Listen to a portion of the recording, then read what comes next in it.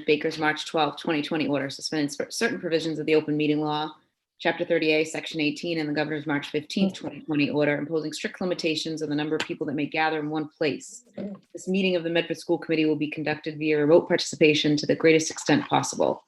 Specific information, the general guidelines for remote participation by members of the public and of parties with a right and a requirement to attend this meeting can be found on the City of Medford website at www.medfordma.org. For this meeting, members of the public who wish to listen or watch the meeting may do so by accessing the meeting link contained herein.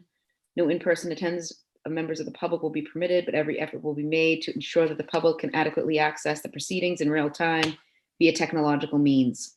In the event that we are unable to do so, despite our best efforts, we will post on the City of Medford or Medford Community Media website an audio or video recording, transcript, or other comprehensive record of proceedings as soon as possible after the meeting. Additionally, questions or comments can be submitted during the meeting by emailing medfordsc@medford.k12.ma.us. Those submitting must include the following information: your first and last name, your Medford street address, your question or comment. You could call in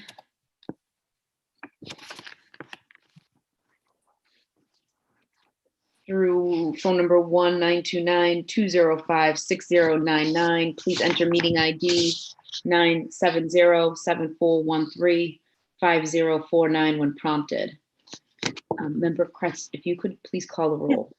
Yes. Member Graham. Here. Kretz here. McLaughlin is absent. Ms. Stone is absent. Russo, Mr. Russo? Present. Okay. Ms. Van der Kloot? She's present. Yep. You're here. Okay. Here. Okay. And Mayor Longo-Kern. Present. 5 present, 2 absent. If we could all please rise to salute the flag. I pledge allegiance to the flag of the United States of America and to the republic for which it stands, one nation, under God, indivisible, with liberty and justice for all.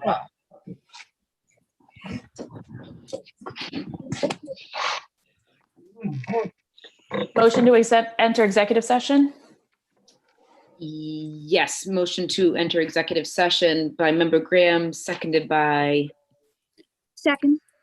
Member Kretz. Before we call the roll, let me just read what we're going in for. Executive session of the Medford School Committee pursuant to General Laws 30H, Section 21, to conduct a collective bargaining strategy session on the basis that an open meeting may have a detrimental effect on the bargaining positions of the Medford School Committee. Specifically, the Medford School Committee will discuss impending negotiations with several bargaining units and further to discuss strategy in preparation for ongoing litigation. Amico versus City of Medford on the basis that an open meeting may have a detrimental effect on the litigation position of the Medford School Committee.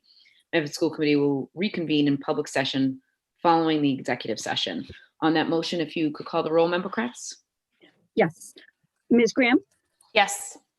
Kretz, yes. Ms. McLaughlin absent. Ms. Stone absent. Mr. Russo? Oh, okay. He's muted. Yes. Okay. Yes. All right. He's muted. Okay. Ms. Van der Kloot Yes. and Mayor Longo-Kern. Yes, 5 in the affirmative, 2 absent. We are going to enter executive session.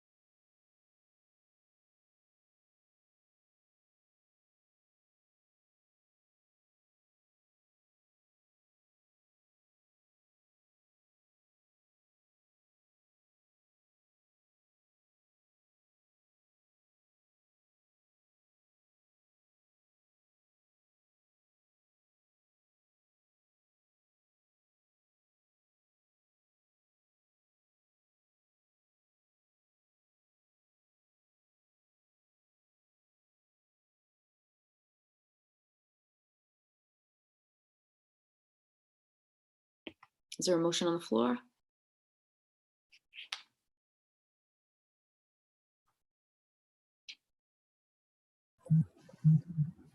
Motion to revert to the regular meeting. A motion, is there a motion for approval of the minutes? Sorry. Yes, motion to approve the minutes. I thought that's what you meant. Motion to Sorry, approve the no minutes. problem. Seconded by Vanderklut. Vanderklut. Roll call, please.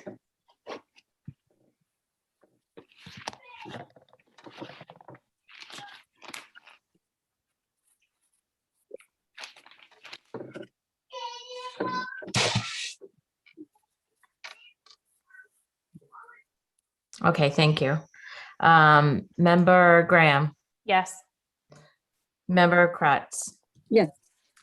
Member McLaughlin, yes. Member Mustone, absent. Member Rousseau, Yes. Member Vanderklut, Yes. Mayor Longo-Kern. Yes. 6 in the affirmative, 6 are present, 1 absent. Oh, sorry, 6 in the approval of minutes, 1 absent. Number 4, approval of bills, transfer of funds, and approval of payrolls. Motion to approve. Motion to approve by Member Rousseau, seconded by Member Kretz. Roll call. Member Graham, Yes.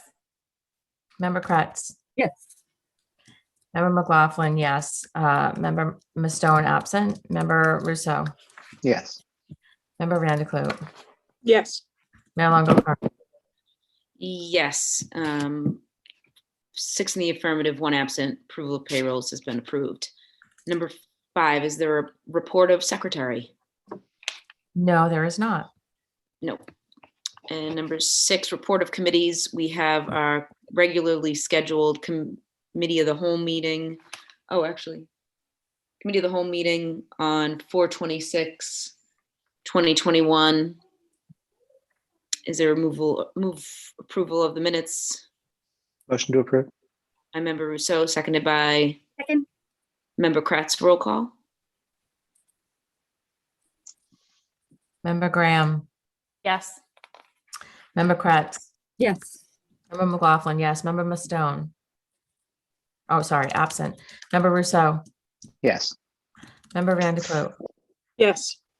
Mayor Longo-Kern. Yes, 6 in the affirmative, 1 absent. Minutes are approved. We have our minutes from the April 28th, 2021 Curriculum Subcommittee. Is That's there me. approval of the minutes? Yes, we met from 4 to 5:30 on April 28th. That evening, we discussed the science curriculum and the fine arts curriculum. Of particular importance in terms of science was that clearly this year was not a particularly good year for hands-on learning, but we should be set up for next year. The sequence of courses has changed in high school. In 9th grade, we're doing biology, and 10th grade chemistry, and grade 11 and 12 are electives. In the FOSS grades K to 5, we're on year 2 of adoption, and the overall cost was $285,000. They're in biology in high school. At the high school biology, we need to consider adopting a new program. The Pearson Biology 2021 program will cost approximately $47,700 for textbooks and a 6-year digital license. And this is going to be something that we're going to be see hopefully in our budget. This year, we were given a free year because we were unable to complete the pilot in 2020 for reasons we understand. The science department is satisfied with how it is going. And there is also we are being offered a smaller, slimmer book at no cost, Biology, the Core. And it's seen that this book could be used very, very beneficially for our EL and special ed populations because there's less text. New electives committee will start next year, and they're going to work on promoting a co-teaching model.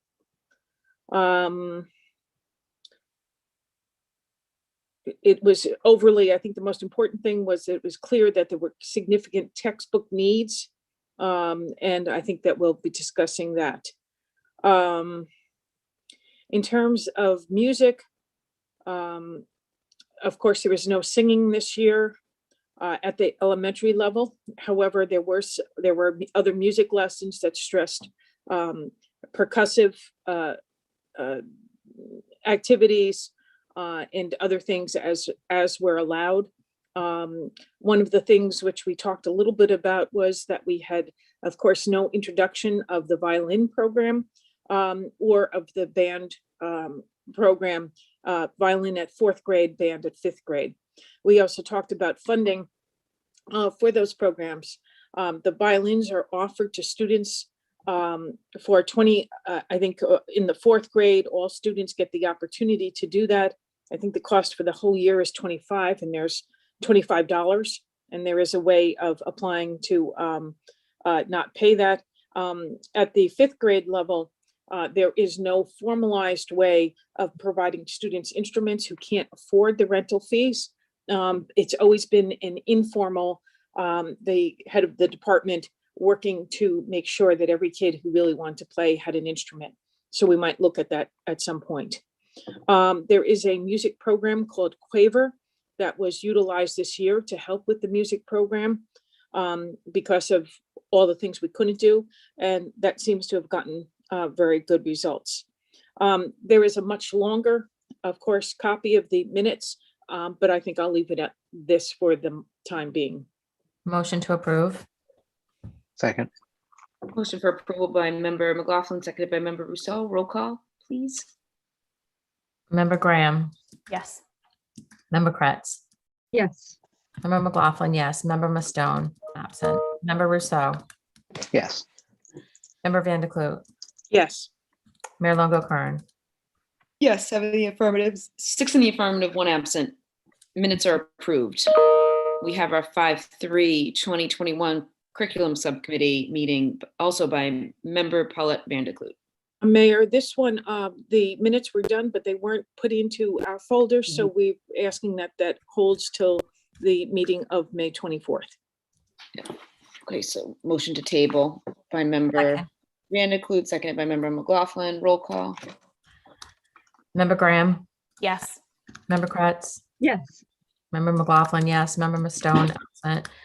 Member Rousseau, Yes. member Vanderklut, Yes. Mayor Longo Kern. Yes, 6 in the affirmative, 1 absent. The minutes are tabled until our May 24th school committee meeting. 5/3/2021 committee of the whole, which was our budget meeting for elementary and secondary budget hearing. Is there a motion for approval of those minutes? Motion to approve. And member McLaughlin, seconded by Second. member Kretz. Roll call, please. Member Graham, Yes. member Kretz, Yes. member McLaughlin, yes. Member Mustone, absent. Member Rousseau, Yes. member Vanderklut, Yes. Mayor Longo Kern. Yes, 6 in the affirmative, 1 absent. Minutes are approved. We have 5/5/2021 Rules, Policy, and Equity Subcommittee meeting. Member Rousseau, policy on harassment. Thank you, Mayor. Yes, so we had previously approved this policy, and upon approval, we had sent it back for additional cleanup, if you will. It was a policy that we had been urged to pass from our attorney, so we passed it as quickly as possible, but then went back and made some modifications. There were no substantial changes other than cleaning up the language. And I'm just realizing, is that actually in our packets? I need to see. Is the policy? Since I had it, I didn't look to see if it was in our packets. Maybe we have to motion to, does anybody else have that actual policy? I don't think, I didn't see it in what Susie sent Yeah. us. No. okay, motion to table to our May 24th. 24th meeting. Motion to table by member Rousseau, seconded by Second. member Kretz. Roll call, please. Member Graham, Yes. Member Kretz, Yes. Member McLaughlin, yes. Member Mustone, absent. Member Rousseau, Yes. Member Vanderklut, Yes. Mayor Longo Kern. Yes, 6 in the affirmative, 1 absent. Motion, minutes are tabled till the May 24th school committee meeting. Last, we have the meeting from last week on May 6, 2021, which is our special education budget hearing, committee of the whole. Is there a motion for approval? Motion to approve. By member McLaughlin, seconded by, I didn't get these in my packet. And I'm looking on the drive. Did I miss Point. them? Were they in the second email? I thought they were. is there a motion to table? Motion to table. Motion to table by member McLaughlin, seconded by Second. member Graham. Roll call, please. Member Graham, Yes. Member Kretz, Yes. Member McLaughlin, yes. Member Mustone, absent. Member Rousseau, Yes. Member Vanderklut, Yes. Mayor Longo Kern.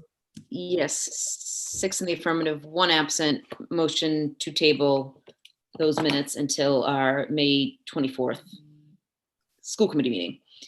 Number 7, community participation. Any citizen in the audience may be given permission to speak once at school committee meetings regarding any agenda on the item on the agenda for up to 3 minutes on any one item. Community participation portion of the agenda will be established, which will give any citizen the privilege of placing in any item before the school committee or be heard on any item. Any item to be presented must be submitted in writing to the superintendent of schools by Wednesday at noon prior to the scheduled meeting, with a maximum of 5 minutes allowed for any one presentation. Public participation emails, questions, or comments can be submitted during the meeting by emailing medfordsc@medford.k12.ma.us. Those submitting must include the following information: your first and last name, your Medford street address, your question or comment. Number 1, we have Maureen Ronayne, 43 Winter Street, Medford, parent, and speaking about dyslexia. Ms. Ronayne. Just let me find you. Thank you. You're good. Can you hear? Yes. Am I okay? Okay, thanks. Thank you for having me here tonight. My name is Maureen Ronayne, and I'm the mother of 6 children. My 3 in elementary school struggle significantly with reading. They work with dedicated and professional teachers that genuinely care about the children. Recently, the Department of Education released the Massachusetts Dyslexia Guidelines to help guide districts and families understand and remediate this common language-based learning disability. I believe everyone has a copy of it, and it's on the minutes. And on page 49 of the Dyslexia Guidelines, it references this Every Student Succeeds Act, which is called SF for short. This federal law was passed in 2015, and it mandates that all reading intervention be evidence-based, peer-reviewed, and published in a journal. This effectively eliminates the eclectic approach, also referred to as pulling from different programs, reading programs, that takes place in the district. Our teachers need support and training in order to deliver evidence-based reading instruction with fidelity. Our ETLs need to be trained in evidence-based reading instruction so that they know what a student is receiving is appropriate in accordance with this federal law. My second son's IEP states that he will use picture cues to decode. This is guessing. It's completely inappropriate. It's not evidence-based or peer-reviewed. It actually interferes with their learning to read because it takes the student's eyes away from the letters. I understand that the district has made some changes in early literacy. However, we're still using Journeys as a core curriculum that was so flawed that it is effectively banned in several states because it lacks some of the essential components for reading instruction. And the district did recently buy a patch, but that doesn't help the kids that already went through this program. Our teachers are mandated to use the DRA, and I've seen F&P, as reading assessments. Independent testing has stated that a teacher would be more accurate percentage-wise at predicting reading failure if she just flipped a coin. I personally reached out to Dr. Matthew Burns, who did this study, and he wrote that it is terrible at identifying struggling readers, and that most kids who struggle with reading couldn't actually read the book at their level. Prevention is the key, and I'm asking that all pre-K and 8th grade general education teachers and the administration take professional development in the Language Essentials for Teaching, Reading, and Spelling program. It's also called LETRS, LETRS, by Dr. Louisa Motes. I am asking that every single special education teacher that supports students academically be trained and certified in LITS, Orton Gillingham, and RAVO, which are all evidence-based and peer-reviewed programs that they teach with fidelity. We also need one person that oversees all tiers of reading instruction and is accountable for ESSA compliance. All of our children deserve to be taught to read in school. Literacy should not be reserved for the lucky few that learn to read with little instruction, or those with parents that have a lot of money for neuropsych testing, tutors, advocates, lawyers, and specialty dyslexia schools. I am asking that you request for significant funding from our city council so that all children can be taught to read, and our teachers, who are wonderful, are supported in this endeavor. Thank you. Thank you, Ms. Ronayne. Number Mayor, 8, yes, Member Vandekloot, Member McLaughlin. we received 2 letters this week that expressed concerns about comments that were made at a subcommittee meeting. So I think I need to read those. Mhm.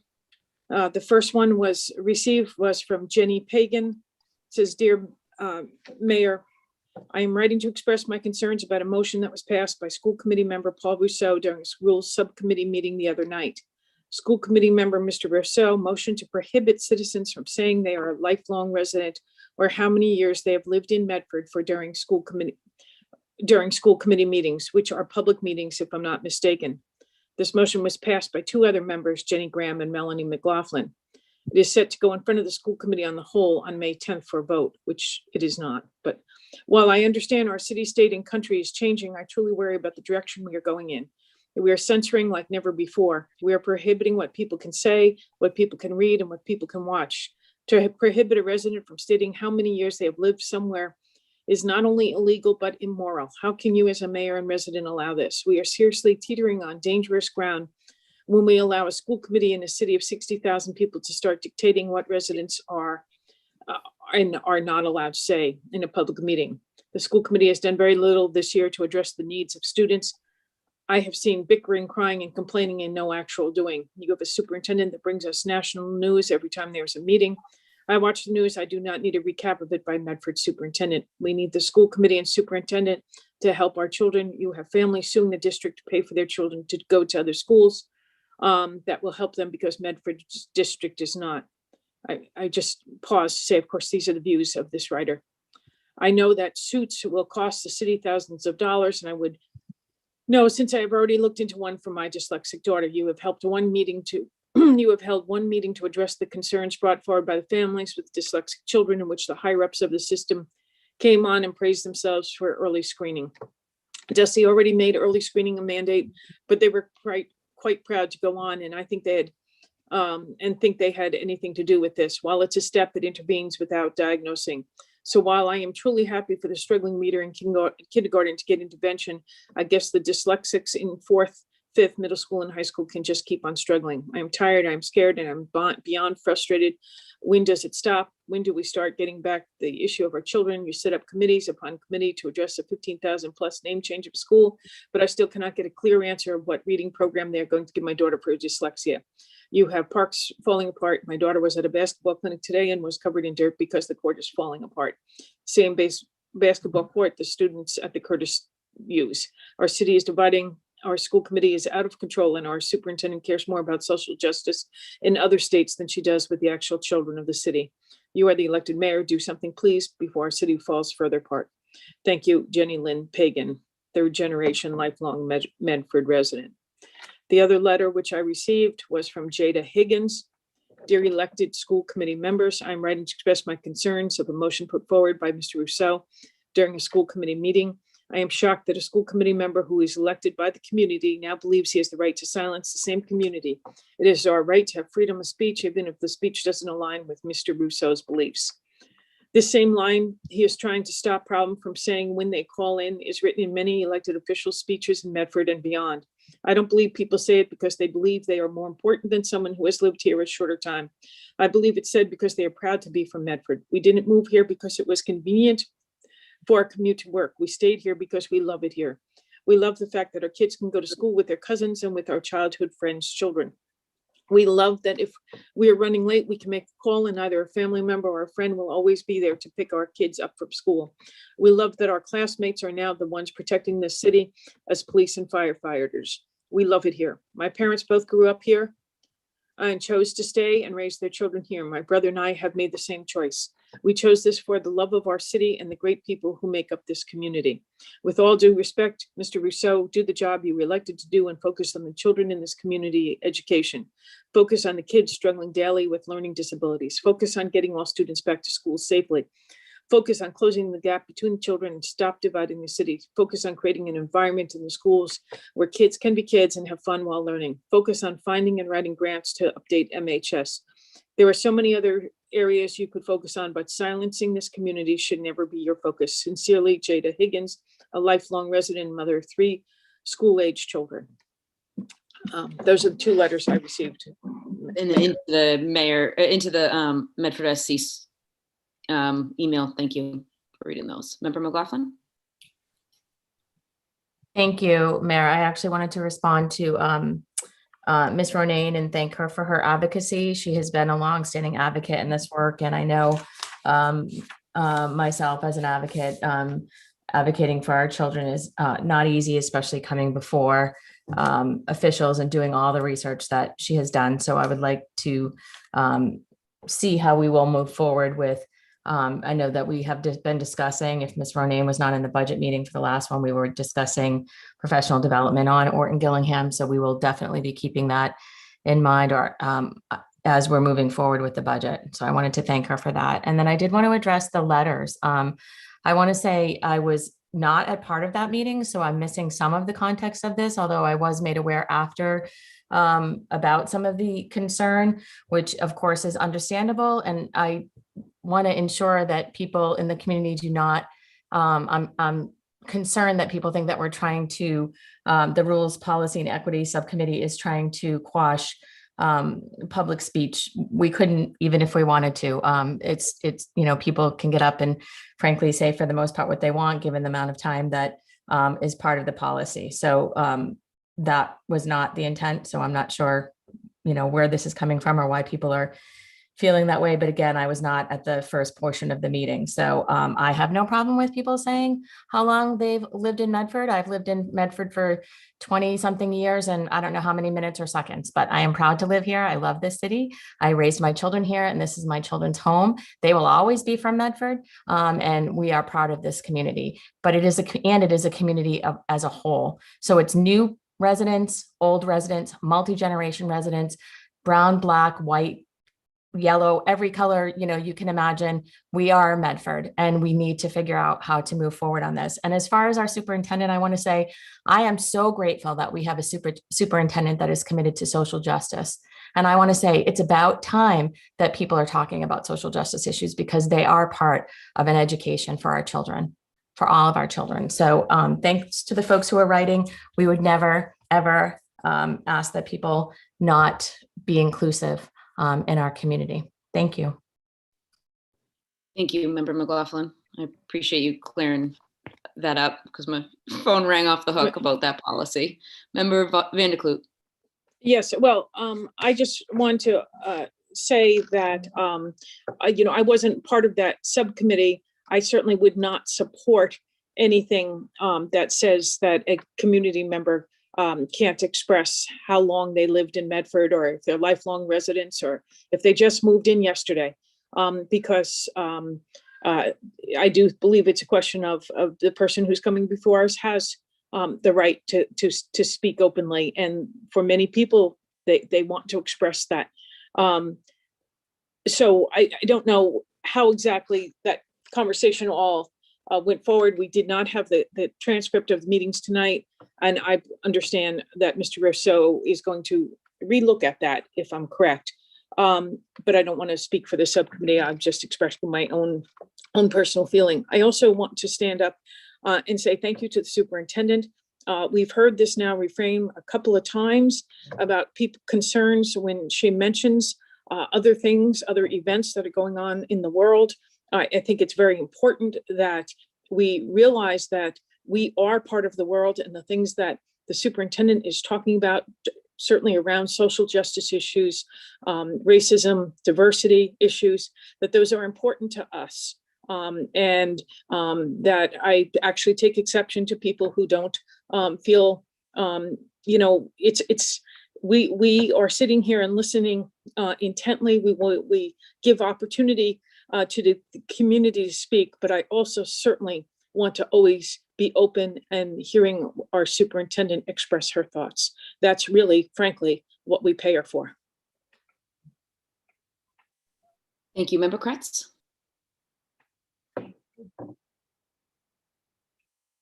Kathy, you're muted. Oh, yes, okay, sorry. I just realized I had it kind of blocked.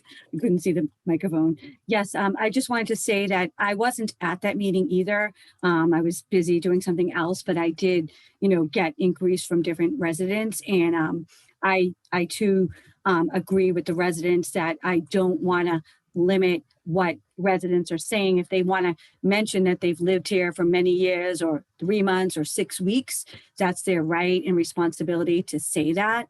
I'm glad that the policy committee is going to revisit some of the language. I also recommend and maybe suggest that the language get reviewed by the city solicitor's office, or, if they could seek advice from them to make sure that there isn't anything in the policy that's going to limit free speech, because, that's our right, First Amendment right. So I just wanted to mention that. And I also wanted to mention that I enjoy hearing from the superintendent when she shares her bi-weekly updates with us. And it's interesting and it's just informational, and I appreciate it. So I just wanted to mention that as well. Thank you. Mayor, point of order. Member Rousseau. This is about a blatant violation of open meeting law. As we sit here and talk about the laws and the Constitution, this is as blatant a violation of the open meeting law as I can probably fathom. So can I suggest we move on before we all end up fined?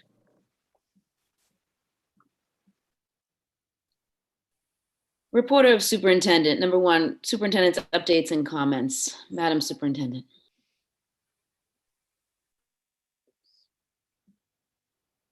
Good evening, Madam Mayor and members of the school committee. I thank you for this opportunity to come before you and share my remarks. Good evening. This is your proud superintendent, Dr. Maurice Edward Vincent. First off, this evening in my remarks tonight, sadly, I must inform you all that we recently lost a member of our Mustang community. One of our culinary arts teachers at the Medford Vocational Technical High School, Mr. Dennis Moriarty. Dennis began his teaching career with the Medford Public Schools in 1995. He was a teacher and mentor to so many of his students. One of the vocational teachers, Mr. John Brown, said the following, and so this is an excerpt of what was submitted. On Tuesday, April 27th, 2021, the Medford Public Schools lost a valuable member of the community. Dennis Moriarty dedicated 26 years of his life teaching culinary arts at the vocational high school. Dennis had been a part of the culinary program since its humble beginnings, when the only kitchen equipment was a stove and an icebox. Dennis was extremely proud of the culinary program, and he cherished working with the youth of Medford and serving the community. Dennis was also an avid outdoorsman who loved to spend time with friends, hunting, fishing, or riding motorcycles. He was especially proud of catching the biggest cod on one excursion on the Bunny Clark, and never missed an opportunity to show someone the sticker he received for that occasion. which he had proudly and conveniently displayed behind his desk in Cafe Electra. Whatever Dennis caught would typically wind up on the menu at the bistro. After a good day on a boat, Dennis would be in his glory at the bistro, overseeing the students, cranking out a batch of fish cakes. It was quite a sight to behold. Dennis will be missed by his students, colleagues, and friends. Dennis had the natural ability to strike up a conversation with a complete stranger as if they were old friends. This trait enabled him to connect with his students and made them feel like they were part of something special in the culinary arts program. Dennis was a part of the Medford Vogue family and the greater Mustang community, and his loss leaves a void that can never be filled. To his family and friends, we extend our deepest sympathy, and may he rest in peace. May is the month that we honor and celebrate our teachers, our principals, and our nurses. Especially in this past year, like no other, it's very, very well deserved that they are praised and commended for going above and beyond the call of duty during this worldwide pandemic. We have simply the best Mustang staff, and that was proven once again during this very trying time. Please note that this Wednesday marks the end of Ramadan for our Muslim friends, and this Thursday is Eid al-Fitr. Eid means celebration. Eid al-Fitr features 2 to 3 days of celebrations that include special morning prayers. People greet each other with Eid Mubarak, meaning blessed Eid, and with formal embraces. Sweet dishes are prepared at home, and gifts or money are given to children and to those in need. So I say early in advance, Eid Mubarak to all of those that will be celebrating the holiday this Thursday. May is also both Asian American, Native Hawaiian, and Pacific Islander Month, as well as Jewish Heritage Month. Both of these groups have experienced numerous acts of racial hate over the course of this year. The Medford Public Schools supports our Asian community, most especially during this very difficult year of pain and fear. Additionally, we support our members of the Jewish community who have also been the targets of anti-Semitism and white nationalism. Both of these groups have made important contributions to our society. In the words of the Torah, justice shall you pursue. I just want to be very clear. I will always speak out against any and all racist acts. It is imperative that we as a community do all we can to note that hate in any form has no place in the Mustang community. At this time, I would like to send out a special congratulations to the Mustang football team for beating Malden 24-21 on Saturday. It was Thanksgiving in May, and it resulted in a great win for Medford. It was the first time in 5 years that Medford High School beat Malden. What an exciting day for our Mustangs. It is with great pleasure that I also commend one of our outstanding students, Adrita Samantha, a grade 7 student at the Andrews Middle School, who received the 2021 American Mathematics Contest, AMC, 8 Young Women in Mathematics Award. Adrita got a perfect score in the American Mathematics Contest 8. Adrita was also awarded the 2021 AMC 10A Certificate of Excellence as one of the top 5 scorers of the AMC American Mathematics Contest 10A Math Contest in New England. AMC 10A is a high school math contest.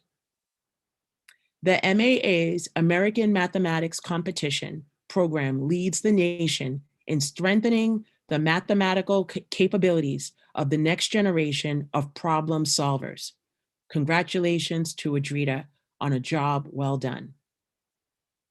A reminder for our graduating class, our seniors, class of 2021, tomorrow between 2 p.m. and 4 p.m., we need all seniors to come to school to pick up their cap and gown, senior t-shirt, and sponsor a senior gift.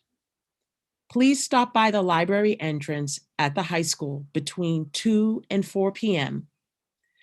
and the items will be ready for you.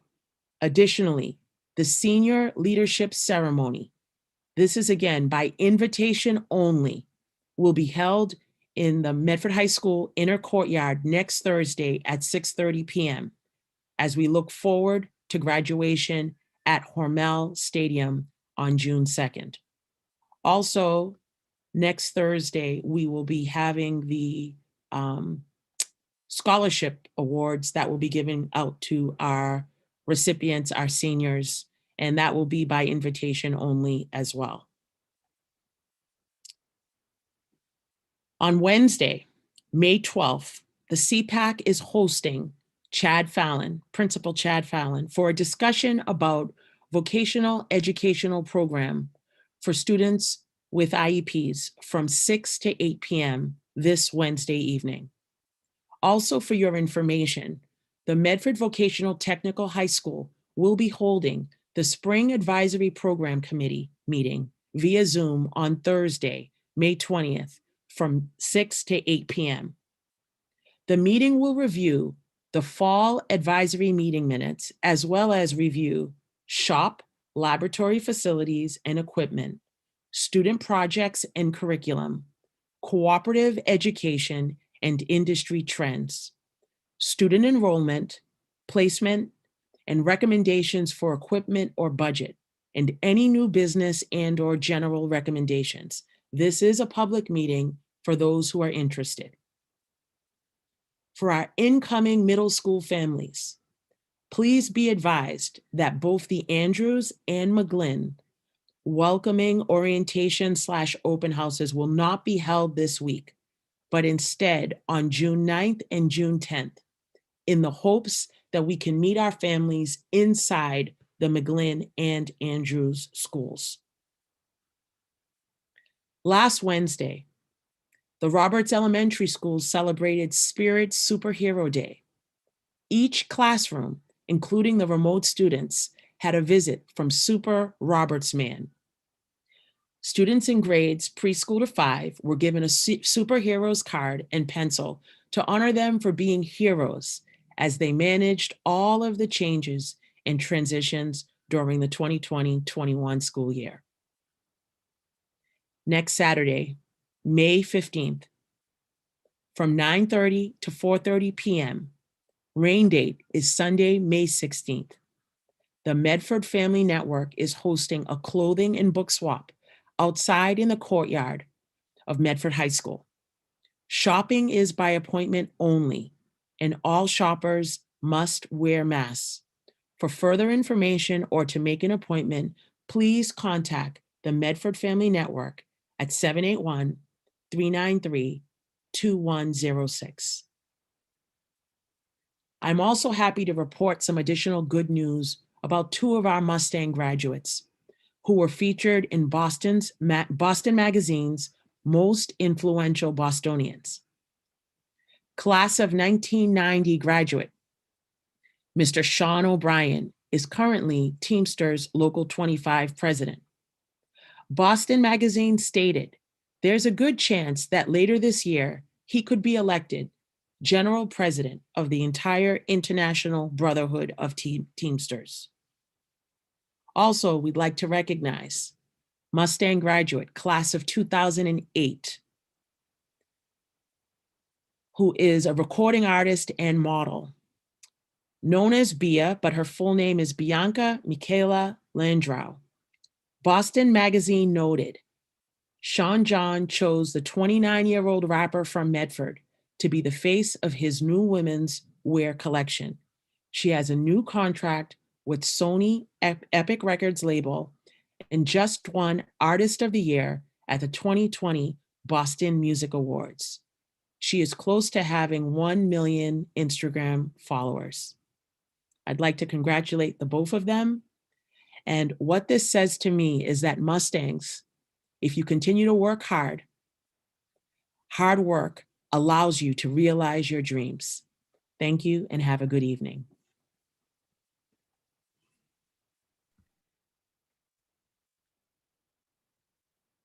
Thank you, Dr. Edward Vincent.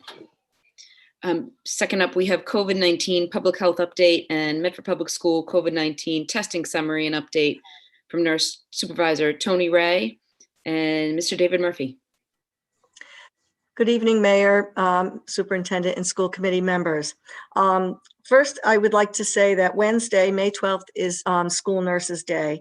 And I'd like to acknowledge my staff, and my letter of appreciation for our nurses was included in Sunday's edition of the Boston Globe Salute to Nurses. So thank you, team, for all of the work that you've done. The city of Medford statistics, we remain in the yellow zone with an average of 4 to 5 new cases per day and a percent positivity rate of 0.95.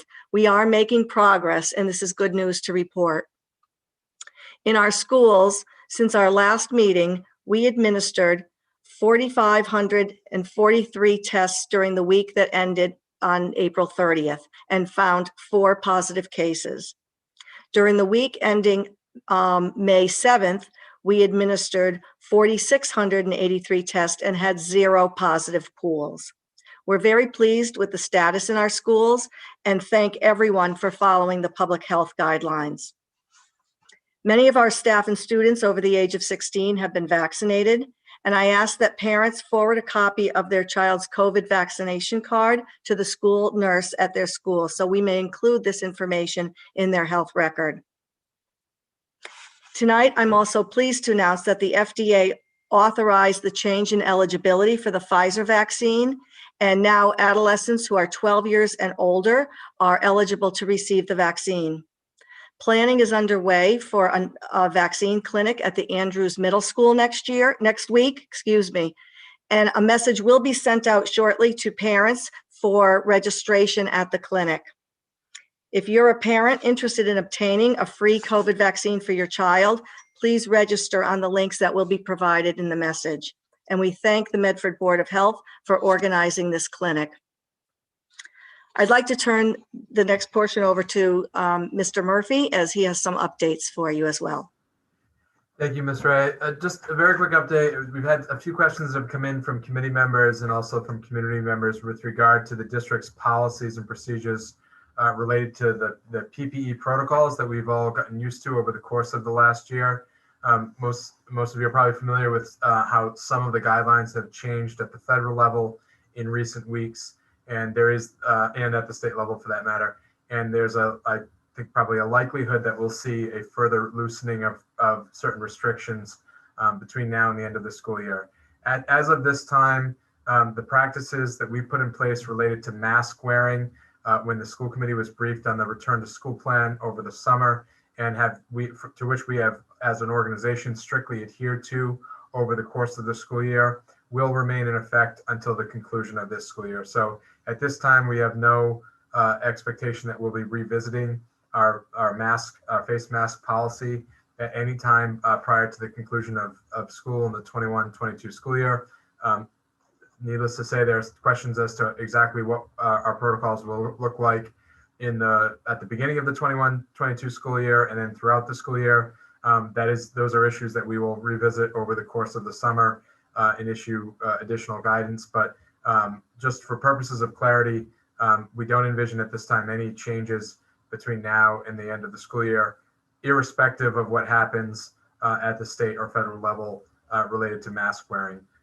Obviously, when the distancing requirements were loosened, that has an operational implication to us. It allowed us to put us in a position where we're able to increase our in-person instruction in a way that was considered safe.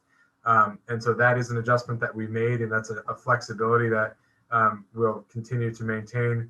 But with regard to the mask wearing, the only exceptions under the guidance provided by the state at this point are medically based exceptions.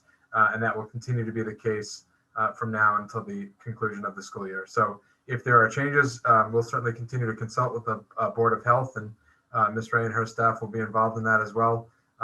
But regardless of what's happening outside of the world of the Medford Public Schools, right now we do not anticipate any changes between now and the close of school.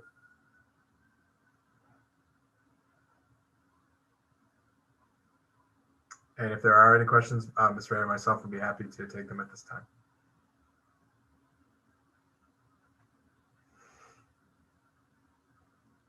And if there are not, we'll be happy to move on.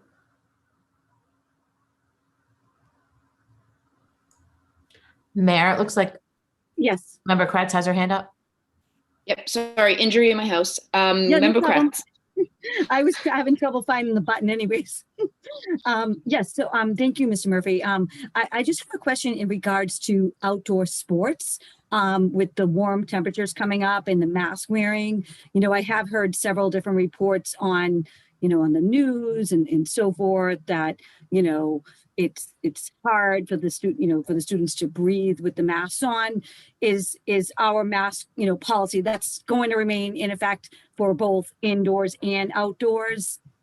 Could you clarify that? Yeah, exactly. Anything school related, distancing and mask and face coverings, our policies will stay in effect. I think that, and I'd invite Dr. Cushing if he wants to comment on anything related to MIAA or additional guidance that has come from that organization. But as for purposes of our organization, we're going to maintain consistency.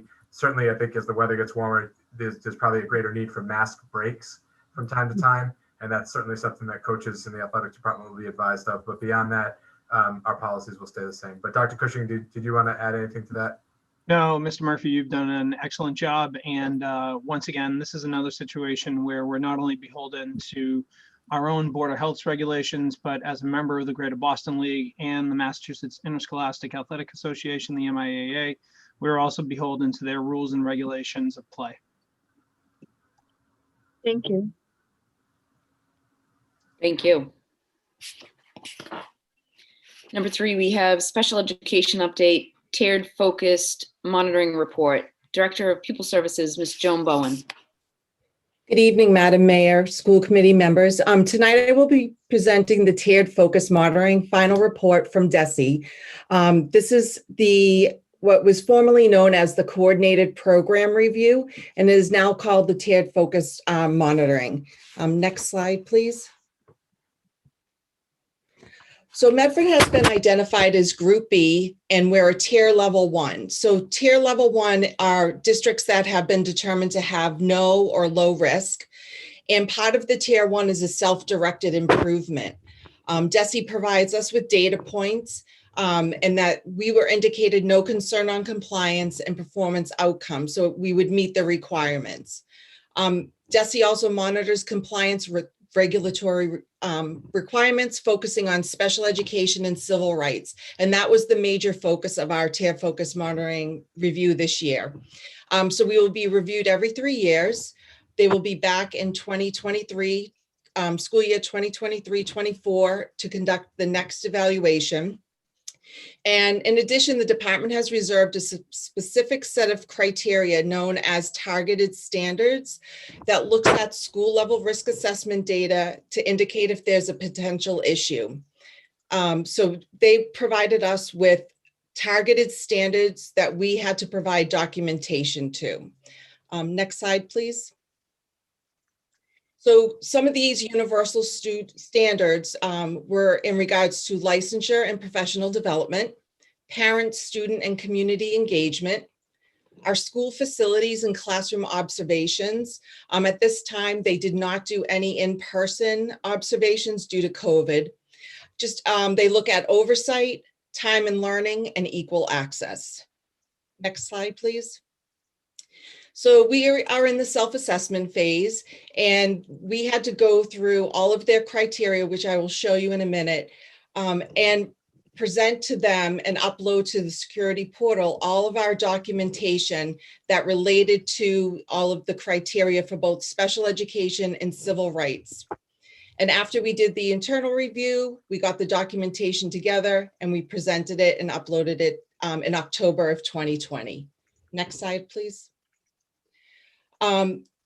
Typically, they will come out and review student records for special education. They did not do that. I anticipate this will be completed in school year 2023. And then they reviewed all of the documents for special education and civil rights. Next slide. In February of 2021, they sent out surveys to parents of students with disabilities. This was to solicit information regarding their experience with the district's implementation of special education programs, related services, and procedural requirements.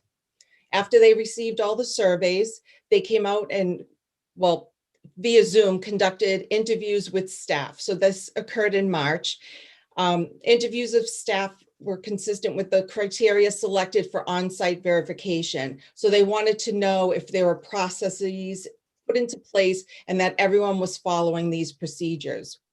Interviews of the CPAC, our Parent Advisory Council representatives, and other telephone interviews as requested by other parents or members of the general public.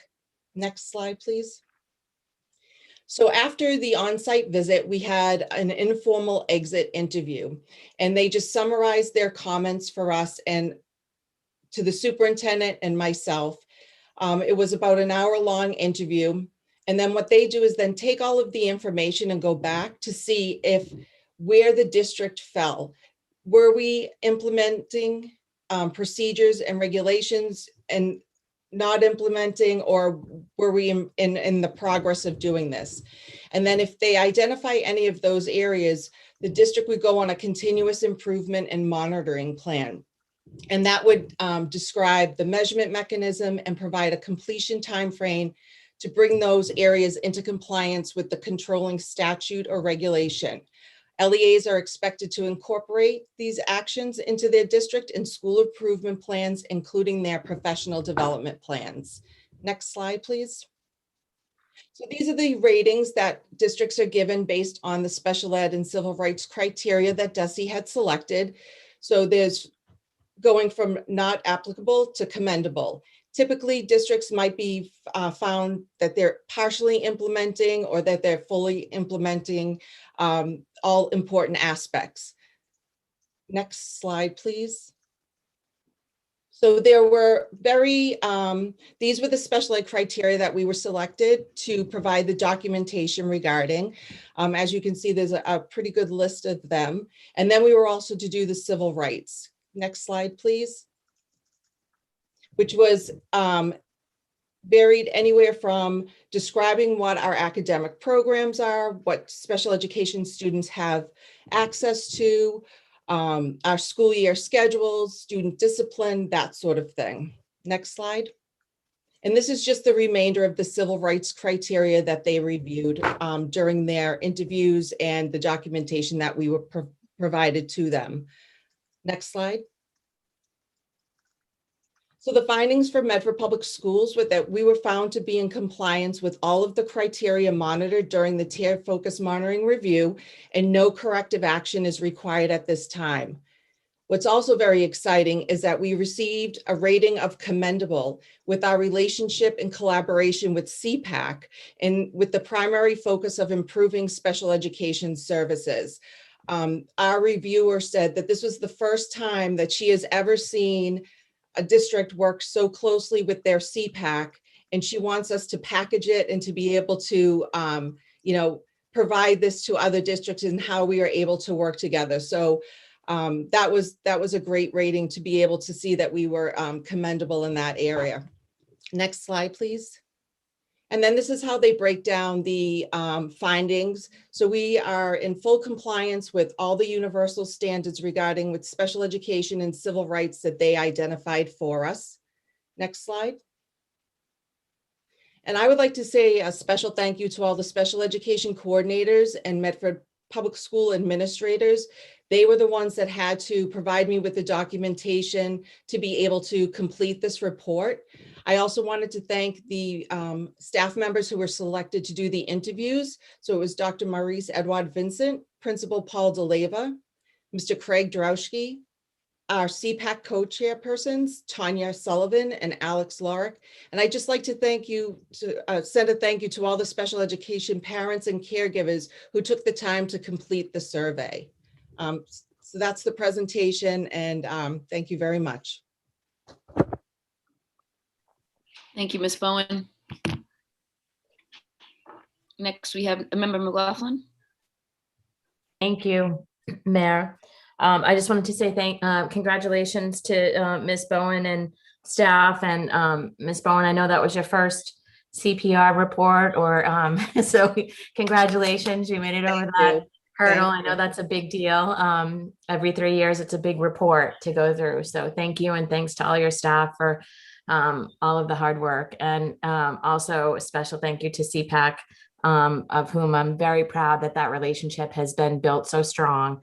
And I hope that you'll share that information with Kathy Medaglio as well, because I'm sure she'll be very happy to hear that, our former Director of Pupil Services. And for the civil rights and the other piece, this was super helpful in terms of the layout with the PowerPoint. I felt like the report was less so. Like, I think your description of the report was so much more helpful than the report itself. It used to be a lot more involved, and this is sort of less so. Have you found that to be the case? So over the years, they will pull out, instead of going over everything, it's in the self-assessment phase. So they want to see if there's areas that you need to improve in, and they assist you in getting to that point. And then when they come back 3 years later, they want to make sure that anything that had to be changed or implemented differently, that is happening during their next visit to us. Okay. Great. And they'll be coming back in 2023, you said, to do the in-person visits and observations? Yes. Excellent. Thank you so much. Thank you. Congrats. Thank you. Dr. Edward Vincent? I just want to really just extend a humongous thank you to Ms. Joan Bowen, our Director of Pupil Services, because to get through the entire TFM process was a tremendous amount of work for her and her entire team. And again, it seems easy just seeing that we're implementing and we're at a commendable level. But in order to get there, all of our documentation, everything had to be in order. There are so many requirements that need to be met in order to meet the standard. And so the fact that, Medford really is meeting the standard set before us by the state, and that we got such positive ratings, I just want to restate and really thank Joan and her entire team that helped to make it possible. So I just wanted to say that again. Thank you so much, Ms. Thank you. Thank you. Good job. Number 4, we have recommendation to accept donation of $300 to the Fine Arts Department from John Untapa, Modern Hardware and Paint Company. Dr. Bernadette Riccadelli.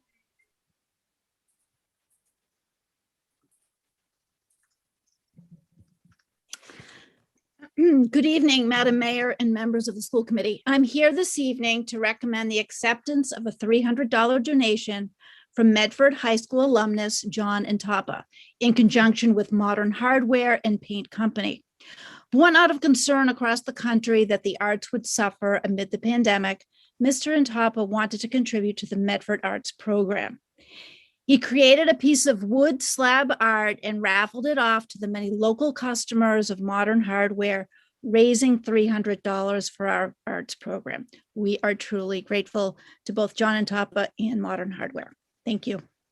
Wonderful. Great job, Motion to Mr. approve. Untapa. Motion to accept. Oh, yep, second. Motion to approve by Member Rousseau, seconded by Member Kretz. Roll call. Member Graham, Yes. Member Kretz, Yes. Member McLaughlin, yes. Member Mastone, Yes. Member Rousseau, Yes. Member Vanderkloot, You muted. Yes. Mayor Longo-Karn. Yes, 7 in the affirmative, 0 in the negative. Donation is accepted. Thank you. Number 5, we have Meep rates for school year 2021, 2022. Ms. Joan Bowen, Mr. David Murphy. Thank you, Mayor. The update related to the Meep tuition fee schedule for the 21-22 school year is essentially that the administration is recommending that no change be put into effect with regard to those rates.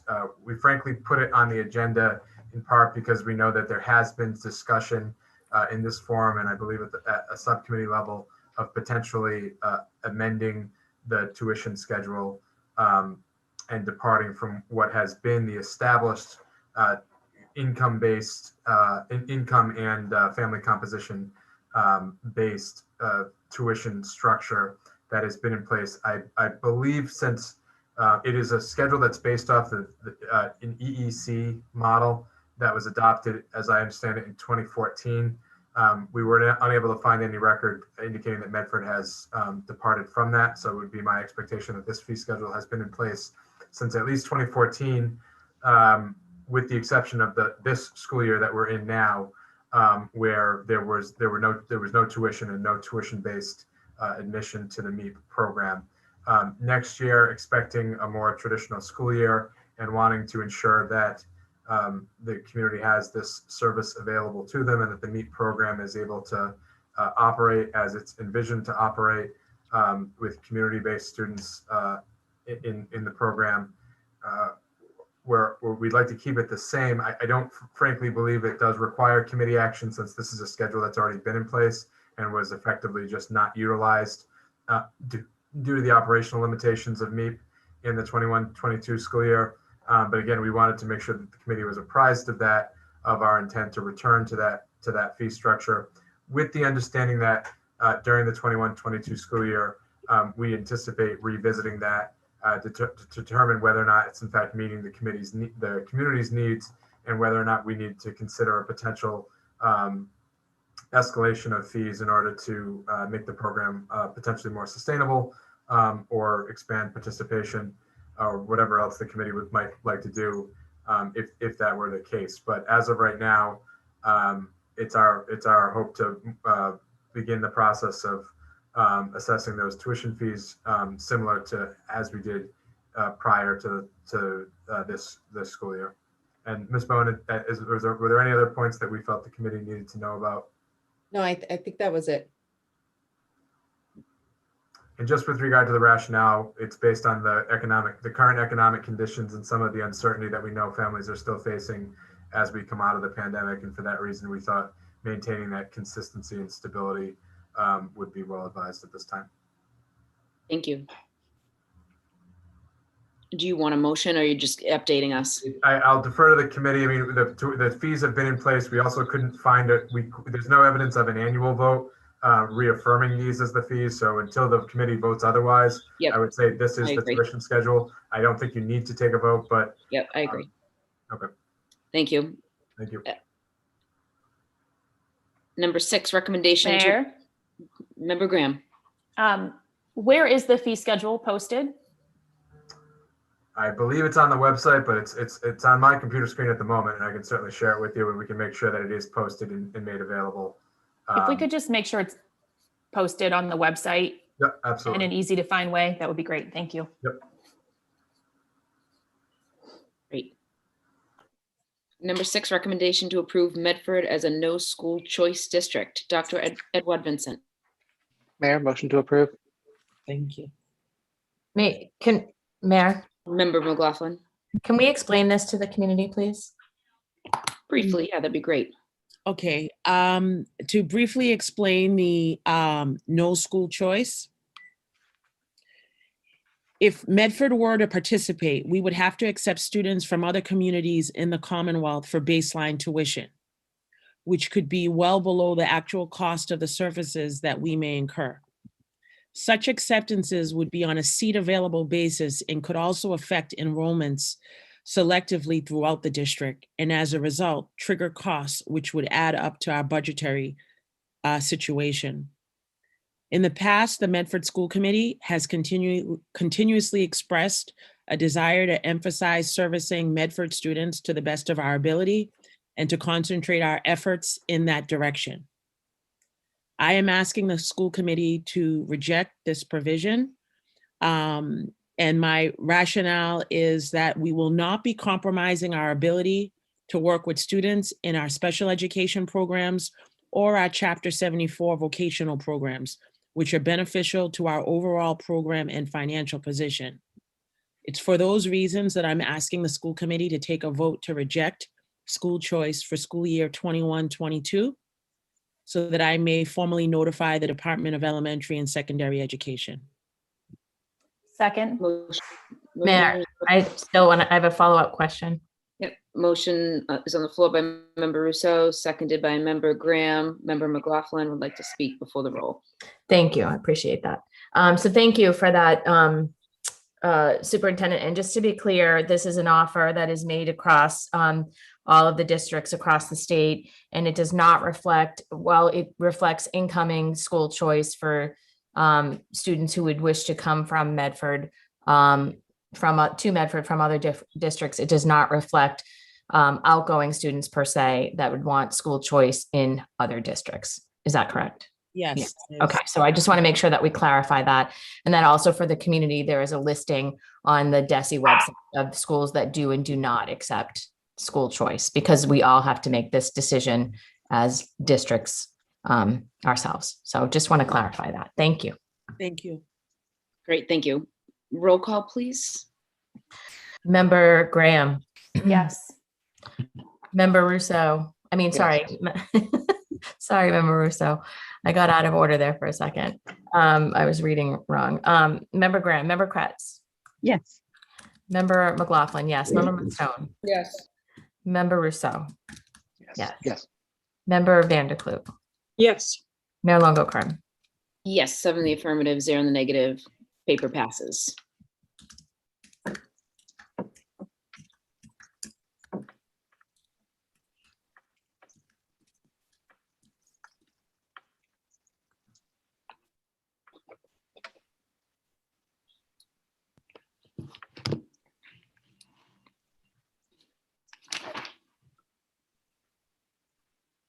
Oh, no, sorry.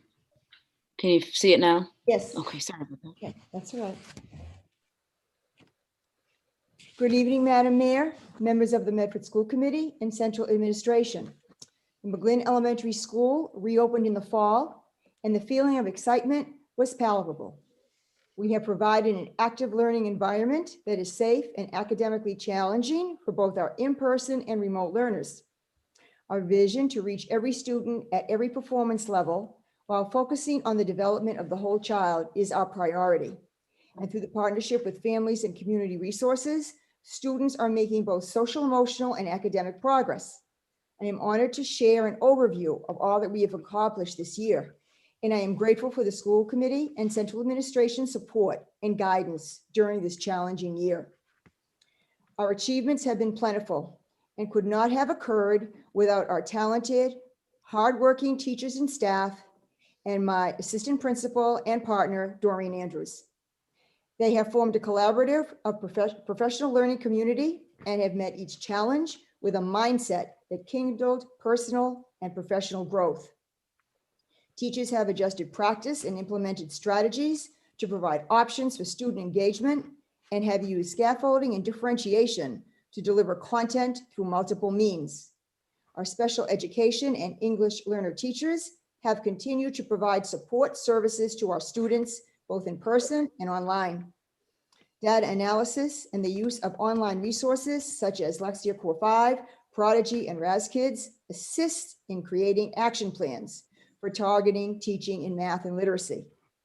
Our teachers have participated in many hours of professional development, district common planning time, CPT, grade level and director meetings, along with staff meetings to improve knowledge and skills in order to facilitate individual school-wide and district-wide improvements for the purpose of increasing student achievement. Topics of racial equity, cultural proficiency, and acceptance are added through our Mustang Pride program, and students are proud to say, kindness begins with me, ME, McGlynn Elementary. As we reflected on this year's experience, our faculty and staff have attained a whole new perspective on teaching and learning, and we believe we will return stronger as a community and will continue to tap into teachers' creativity so that students will learn and engage at the highest level. At the McGlynn Elementary School, students and staff feel a deep sense of belonging and support. We have created a positive school culture in the hybrid, in-person, and remote learning environments and continue to maintain our mission of success for every child. Students and families received a warm, culturally proficient welcome at the start of the school year, and a sense of belonging and support continued throughout the year. Monthly newsletters communicated our core values, focusing on developing and supporting the whole child, teaching skills that will equip them with tools necessary for success outside the classroom.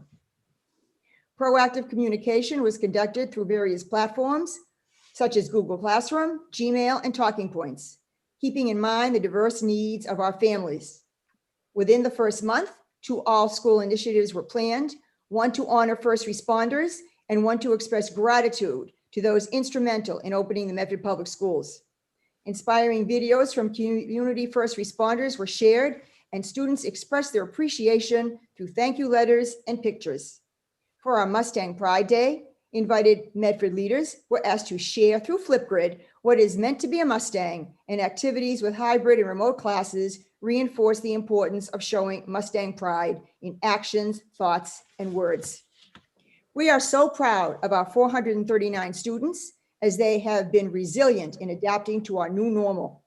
We have been conscientious in the following CDC guidelines, and students have been amazingly flexible in adapting to changes in routines. Custodians have worked with teachers and administrators to clean and sanitize the building. With heroic effects, our nursing professionals, we continue to provide a safe environment for our students to learn.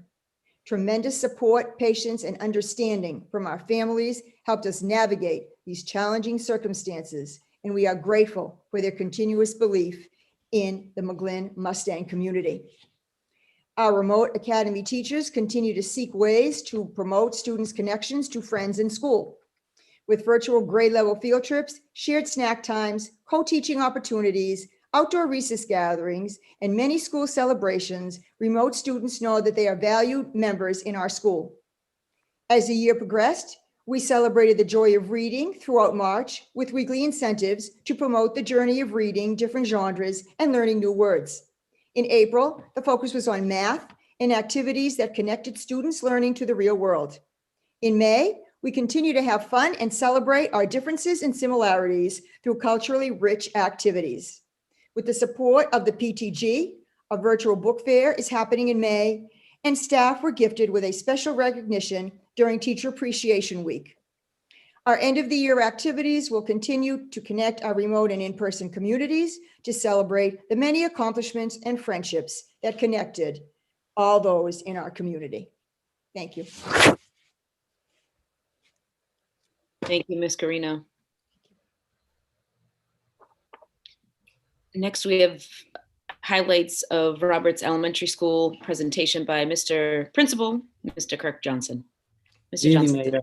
Thank you, Mayor. Good evening, Mayor, school committee members, and Dr. Rod Vincent. So I have a little slide deck to share with you. So Ms. Glucy is going to work with me this evening.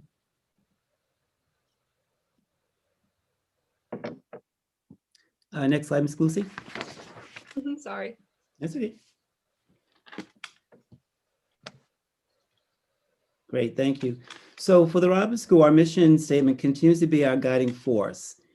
We really put to the test this year as we learned through remote instruction to hybrid and then to full inclusion, full in-person instruction all in 1 year. So I think if anything, our mission statement really held true, that we need to make sure that we provide a stimulating environment where students can achieve success. Ms. Lucy, next slide. So for the Roberts, we continue to keep a steady student enrollment for the north sector of our city. Due to the pandemic, we did have a few students transfer to home instruction and or the local parochial schools. However, we've had a number of students enroll from the charter schools, from outside our city schools, other local cities next to us, and also outside the state. We did this year, the Roberts School did lose the newcomers program. That program was moved to the Columbus School this year. So we do miss that program, but we continue to bring in numbers on the north side of our city. Next slide, Ms. Lucy. So as we all know, this year was our first ever debut of the Zoom classroom or remote instruction. ever in the history of education. However, we started the school year with a wonderful meet and greet in September. It was a wonderful fall summer day here in the city. It was the first time that our families, as staff and students, got a chance to meet one another on campus since our exit of March 12th, 2020. It was a great day, and it was really, really well received by all of our families at the Roberts School. Next slide, Ms. Lucy. With that, with the remote instruction, teachers did learn to really, as Ms. Garino mentioned, the challenges for instruction. They learned to use desktop cameras for the first time, document cameras, tripods, all as new tools for instruction to ensure that our students would continue that strong instructional level and also learning from our classroom teachers. But they really rose to the occasion during that time. Then we moved to our hybrid instruction. We had from grade kindergarten to grade pre-K to grade 5 in that year. Again, teachers had to adapt, and also our students, with 2 days of strong in-person instruction to back up that 3-day asynchronous instruction. However, once again, our teachers rose to the occasion, working very hard, providing packets to go home with the students to follow up with that 2-day instruction. Then we moved from that level to live instruction, where teachers were teaching both cohorts B and C, during the week through live instruction. So our teachers once again, and students once again, adapted to a new level of instruction. Next, Ms. Lucy. Then we came back to in-person instruction as of April 5th, all pre-K to 5. And we were all very happy to leave our Zoom classroom instruction and get to in-person and really have teachers be with our students and students with their peers. It brought some challenges as well. Most of them were logistical, making sure that for lunchtime, students were not sitting near each other with 6-foot distancing with the 3-foot classroom locations, but we were able to make that adaptation and really do well. Approximately 25 students returned in our school from remote academy to in-person instruction on April 5th. Next one, Ms. Lucy. So with that said, with the logistics brings snack time outdoors for students.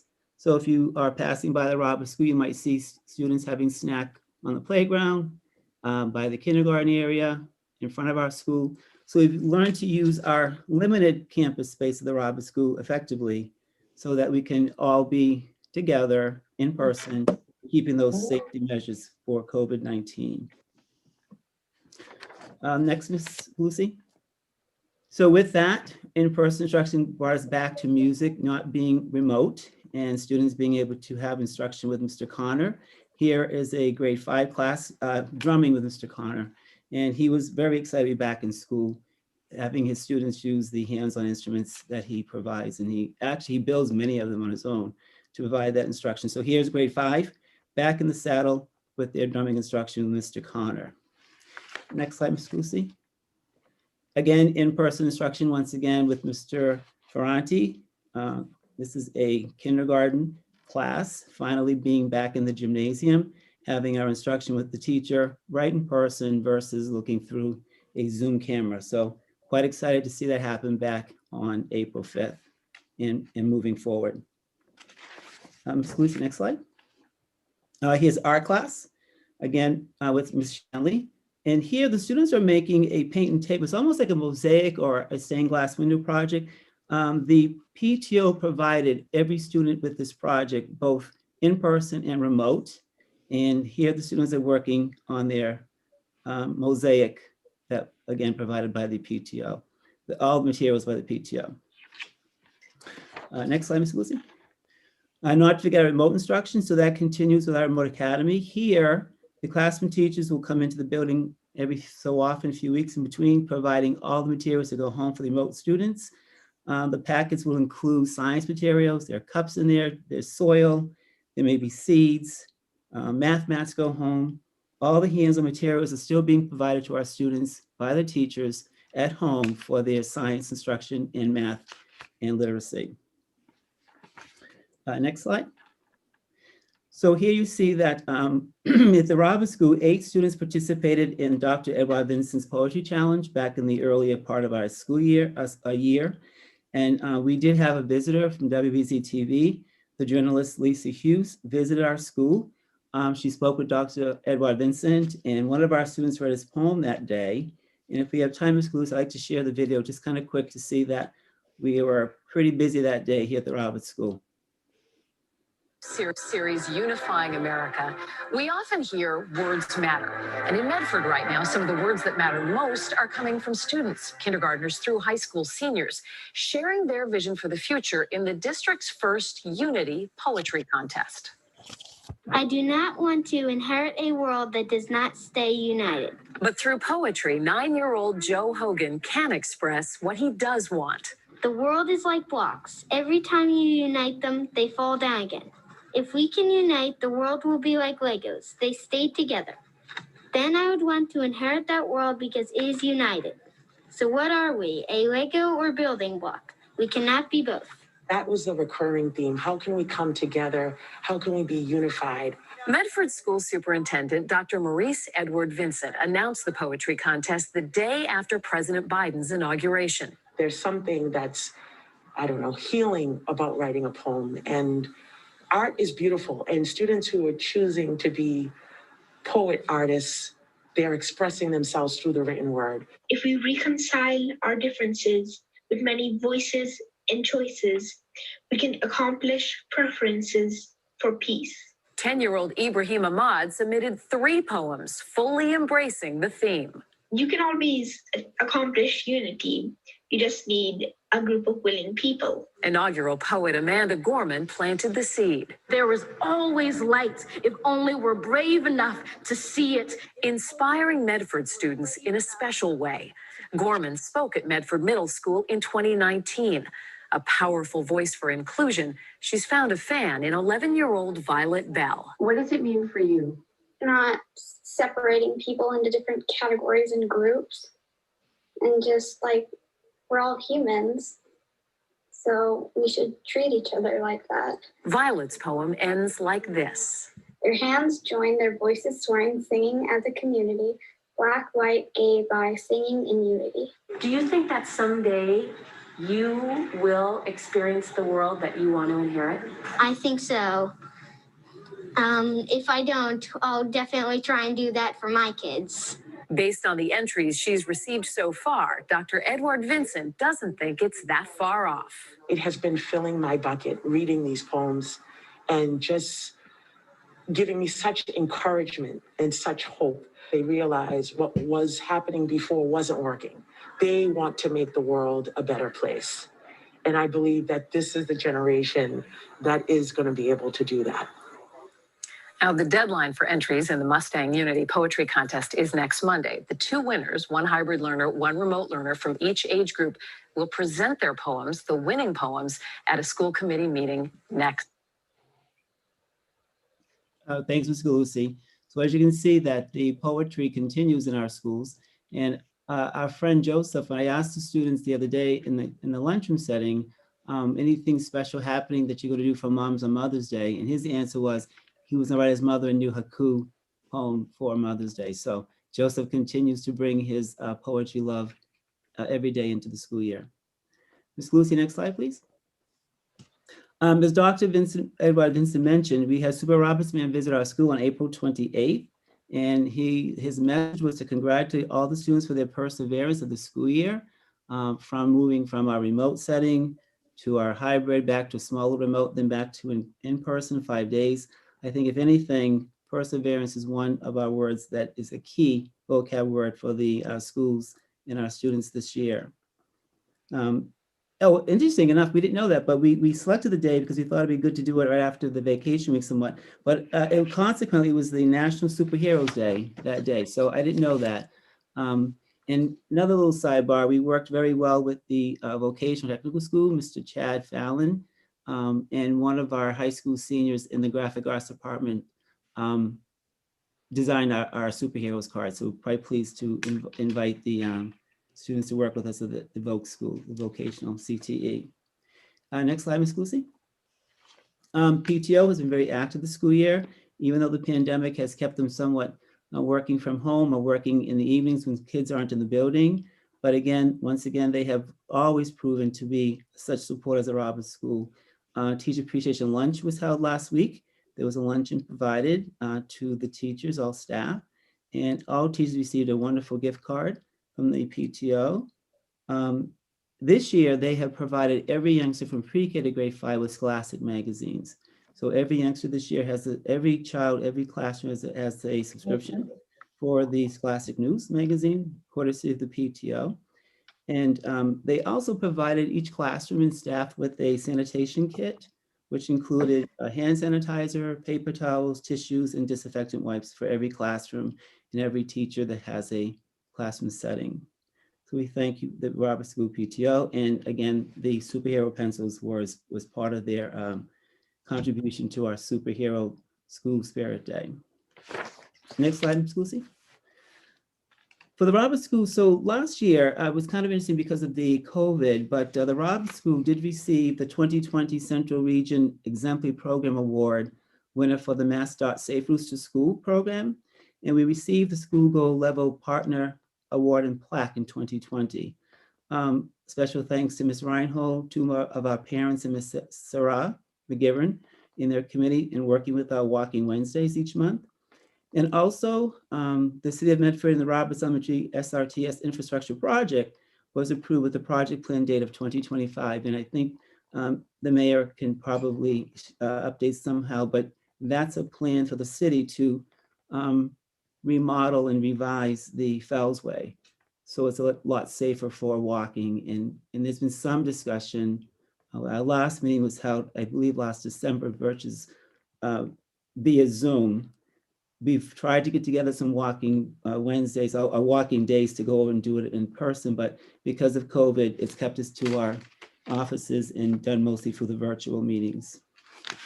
Next slide, Ms. Lucy. And there's a picture of our Gold Level Partner Award that sits in our office that gives the award to our students and our parents for their Walking Wednesday. Next, Ms. Lucy. Just to thank you for all of our support this year, our parents and grandparents of Roberts School for numerous donations, the desktop cameras that we talked about earlier, the document cameras, the tripods, all to provide the remote instruction for teachers' tools. Medical masks, we've had parents donate medical masks to the school nurse's office. And another family made a payment to student lunch accounts that were overdue. Although we have free lunch this school year, there were still a number of overdue bills into our lunch program that was given right to the lunch program for overdue bills. Also, for kids to have some of those outdoor settings for a snack and the like, family donated a set of beach towels. So when the kids go outside, they can sit on a beach towel if they so select to take one, or if they don't have their own for meal planning. It really helps in our meal planning settings this year because of the COVID-19 restructuring. And also thank you to the CCSR students at MHS. They provided some student supplies back in the earlier part of our school year, child-sized masks, hand sanitizers, disinfectant wipes, all collected through their supplies donation drives that they've done for the city. And Ms. Lucy, last slide. So just last week, I was in the lunch setting and I asked the 4th grade class if they could sort of describe, Ms. Lucy, I'm sorry, the next slide, apologize. This one? Yes, thank you. So at the lunch setting last week, I asked the 4th grade classes, how could they describe the school year? So there were words selected like, it was different, it was confusing. But I think the one that we can all agree upon this year is that flexibility was key. And that was the 4th grader's description of the school year. And the young lady said, I think flexibility is the key, or is the key word. And I think if anything, this has been one year of flexibility from all accounts, from our nursing staff, our teaching staff, our parents, grandparents have been teachers, and aunts and uncles have been teachers this year. So I think everyone deserves a round of applause. And thank you for the opportunity this evening to share some of the highlights of Roberts School for the 2021 school year. Thank you. Thank you, Mr. Johnson. Do we have any old business?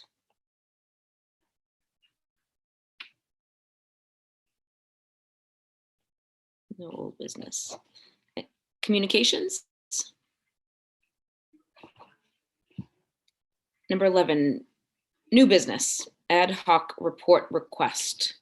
Fossil fuel utilization at the new schools, target date June 7th, 2021. The report is attempting, yes.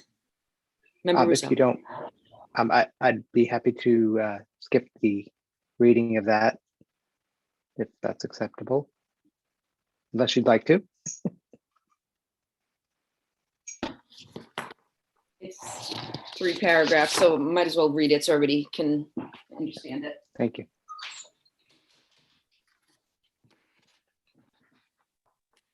The report is attempting to answer number one, what fossil fuel consumption at each of the new schools is in a typical year. 2, the age of all systems that rely on fossil fuels. 3, what is the fuel used? 4, if a ballpark estimate can be provided to replace the fossil fuel systems with a pure electric option, what would the cost of replacement be? And similarly, if possible, what would the impact be on the energy cost compared? Current cost, new cost. A ballpark is all that is requested. And if that cannot be determined without an RFP or significant research, then this is not a required element of this report.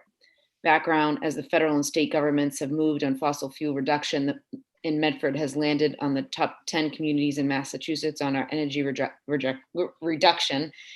It is both reasonable and appropriate for us to consider the fossil fuel consumptions in our schools. Exclusive of the high school is on purpose here due to the extent of the work that would be required to include in this report. Data elements expected. Number 1, building name. 2, building system. 3, age of each system. 4, average annual cost. By building, if possible, for all new schools, if per building is not possible. 5, amount of fuel used by each building and system for each building or for all schools, whichever level of detail is available. 6, ballpark cost to replace each system with an electric version. This should not include any MSBA or other grants, just a pure cost, including the system installation, again, if possible. Oh, is there more? Oh my goodness, that's all I thought it was. Okay, number 2, ad hoc report request, impact on pandemic, on identification of students requiring an IEP. Well, let's, number 1, Member Russo, why don't you discuss number 1? Thank you, Mayor. Yes. I also realize the target date of June 7th is, I don't know why I put that date. I think that's probably an unreasonable date. So if the superintendent, if this does pass, I think a date that is more appropriate should be replaced in there. But as the federal government has made commitments to dramatically reducing carbon output, looking at one of the biggest issues for the Northeast is home heating.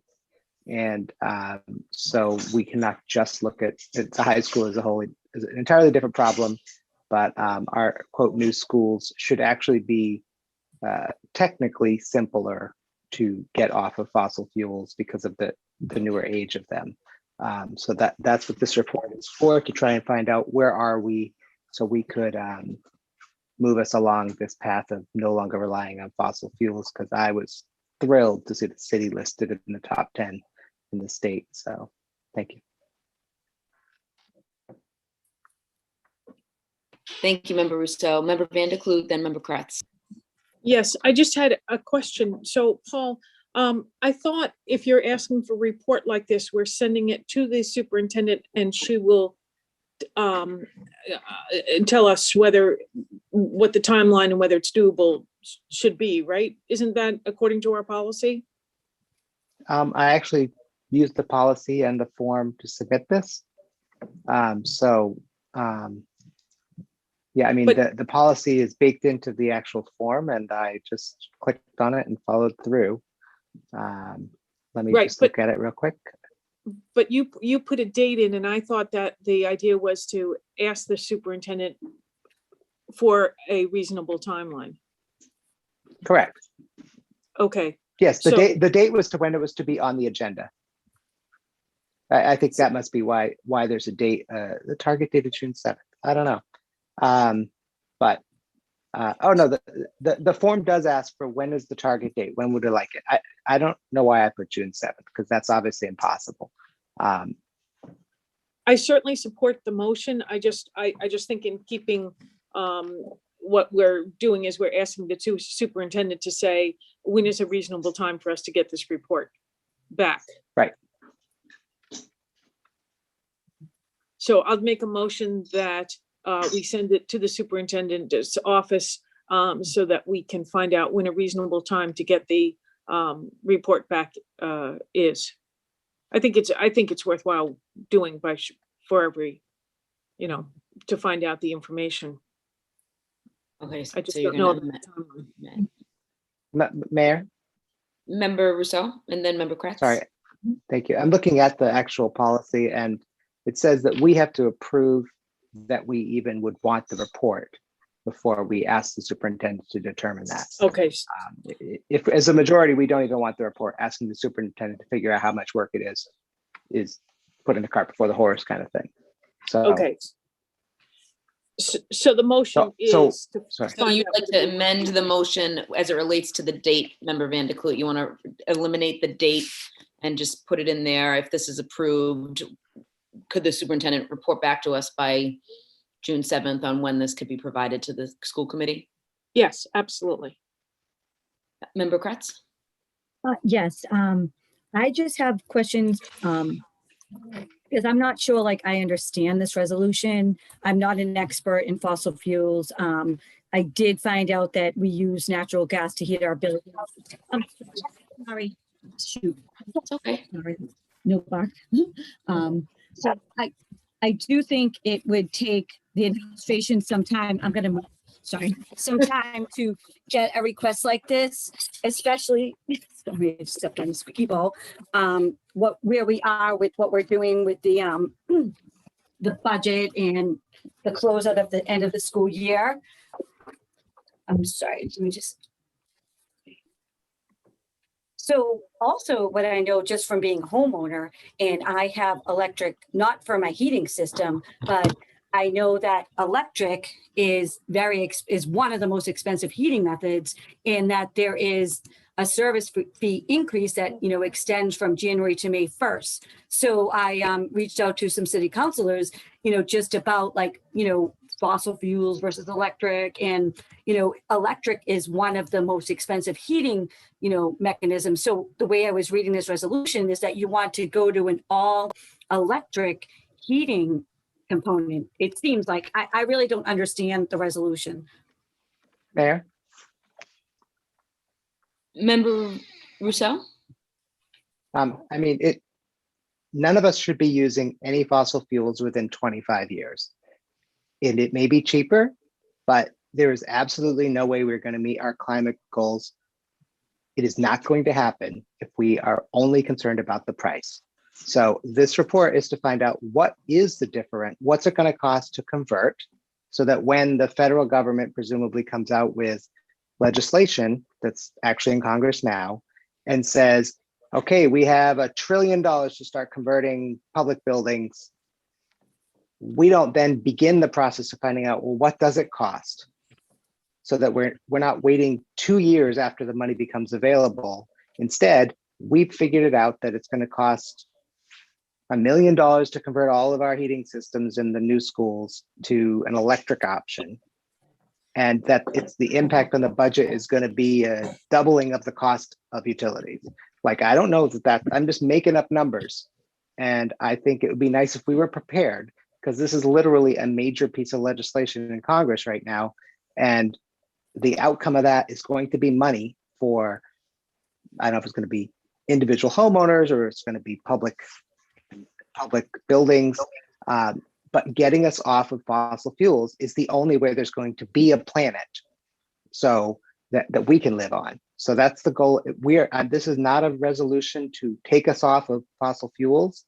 It is to find out what's it going to cost to do it, and what's the impact on our regular operating budget from an electricity perspective, so we can be prepared, because we're in the top 10 right now in Massachusetts. We will not be in the top 10 forever if we are operating everything on fossil fuels like we do now. Member Kretz, you finished, or do you still have more questions? Yes, so I guess tonight we're supposed to vote on the resolution, and then we're going to find out when it's feasible. I thought it was the other way around. I thought the superintendent would determine what's feasible at this time and what the time frame would be, or if it's not even feasible right now where we are. I'm just Point of clarification. Point of clarification, Member Vanderklut. Yeah, we're talking about whether the timeline on the report is feasible. We're not making a bigger discussion about the question. I mean, are we interested in having the report really is the question, I think is. So that's what we're talking about right now is, are we interested in having the report? And I've said, yes, I'm interested in having the report. And then I want it to go to the superintendent, and I want her office to determine when is a reasonable time to get this information to us. Yeah. Thanks for the clarification. Okay, so there's a motion on the floor by Member Vanderklut, seconded Second. by Member Graham. So the motion by Member Rousseau is amended by Member Vanderklut to take out that we would get this report by June 7th, 2021. And instead that we will, if this passes, Madam Superintendent will give us a date on when she believes this is feasible, probably sometime in the fall, to receive the report. Okay, roll call, please. Member Graham, Yes. Member Kretz, Yes. Member McLaughlin, yes. Member Mastone, Yes. Member Rousseau, Yes. Member Vanderklut, Yes. Mayor Longo-Kern. Yes, as amended. 7 in the affirmative, 0 in the negative. The paper passes as amended. Number 2, ad hoc report request, impact of pandemic on identification of students requiring an IEP. Target date, May 24th, 2021. The report is attempting to answer the number of students that were newly given an IEP in each of the previous 4 years, including 2020, 2021, through the date when the data is pulled to the report. Are there impacts on our budget we anticipate as a result of the difference in students being identified during the pandemic? Background, early detection of student needs is financially reasonable and what is best for students. Understanding the size of this problem and strategizing about how to compensate for differences resulting from the pandemic to ensure students with special and educational needs are identified as quickly as possible and whatever additional supporting resources are made available and prioritized. Member Rousseau. Thank you. Sorry, I have 2 teenagers fighting. Yeah, so this is the reason for this report is I'm concerned about delays in identifications of students that may need IEPs. There are so many reasons for which that's a problem. Obviously, for the students, that's a problem. For the teaching staff, who will have more students who are not on IEPs that should be. And obviously, the later we wait, the longer we wait to detect and begin services for a student, the more they cost. And for some services, the less likelihood that they will be as successful as they could be. Dyslexia is definitely better if we treat it when they're little, rather than taking a teenager who has not had services. So I'm very concerned that my experience is that teachers are often the primary, they're the sensors that detect that a student may in fact need to be evaluated. And when so many students have not been in front of teachers, some of them are not at all, but many were delayed this year because of the pandemic, that, do we have a serious problem? And I'd like to know what that looks like. So that's why I asked for this report. Thank you, Member Rousseau. Member McLaughlin? Thank you. I'm not sure I quite understand through the chair, Member Rousseau's request. There's a number of levers, certainly for a core evaluation for special education. Teachers are one of them, but also parents are. And then there's, a timeline, a very strict timeline that is adhered to after that. So I guess I'm not understanding what the report is. Are we asking how many data on how many students have been referred for special education services and what the timeline was for that? Or are we asking simply how many students have been referred to special education services? Mayor. Member So Rousseau? I'm not interested. Thank you. I'm talking about only the newly identified students that are newly identified as needing an IEP. There's probably a technical term for that, but students who one day did not have an IEP and the next day they have an IEP. That's a certain number of students every year. My son didn't have an IEP. Then after evaluations and things, he got an IEP. And that in that year, he would have been a 1 for a student that was added to the IEP roles. And that happened because the teachers told us, you should have him evaluated. I think, maybe, it was Yeah. the teachers and their hands-on experience with the students that really brought forth that there's perhaps a reason for this. And I'm concerned that the lack of that experience with students has reduced the number of new students that are newly becoming added to the IEP roles, if you will. May I, Mayor? Yes, Member McLaughlin. Thank you. So I think what I hear you saying, what I hear Member Rousseau saying is a point of comparison data between, pandemic and pre-pandemic data for IEP referrals. I'm just really trying to understand, because it's a very complicated process, and it's not a matter of obviously just one day you're referred and the next you're not. And I know you know that, Member Rousseau, having had children referred, but I want to make clear for the community as well. If you're talking about a time frame, so you're talking about March pandemic to end of June compared to March pre-pandemic to end of June the following year comparison data on IEPs to see. And I understand what you're saying about teachers maybe not necessarily having eyes on the students in the classroom, so less referrals from students, but you also have to think about the disaggregation of the data, because it's not just teachers that are referring students for IEPs. So I think if you're talking A, teacher referrals for students, and B, in a certain time frame, like really being very clear about the data, because there's a lot of convoluted data that goes in there as well. Miss Bowen, and then member, okay. So just for clarification, are you referring to students who received an initial evaluation and were found eligible for those the last 4 years? Okay. Yes. Okay. Because I also wanted to explain that we also have a child find responsibility. So it could be a counselor, it could be a principal, teachers, parents. We get a referral from a doctor. So there are many ways. And the timelines were not put on hold the start of this school year like they were last year from March to June. So when we started back in September, we had to process and complete all of the evaluation that we received the consent forms from the parents. So once we received consent, we processed those and completed them. But you want us to compile who was found eligible through the initial evaluation process. Okay. Yes. Just point of information, sorry, not who, but how many, not who was found eligible. Yeah. Just, I want to make sure that we're really clear that people are understanding us. Yeah. I mean, I'm going to go out on a limb and bet that a little square on a Zoom screen, the only contact anybody in our district has ever had with somebody who just moved into the district over the last summer, that student's entire experience at Medford Public Schools is sitting on a Chromebook in their bedroom. Were there a lot of those kids that ended up on IEPs?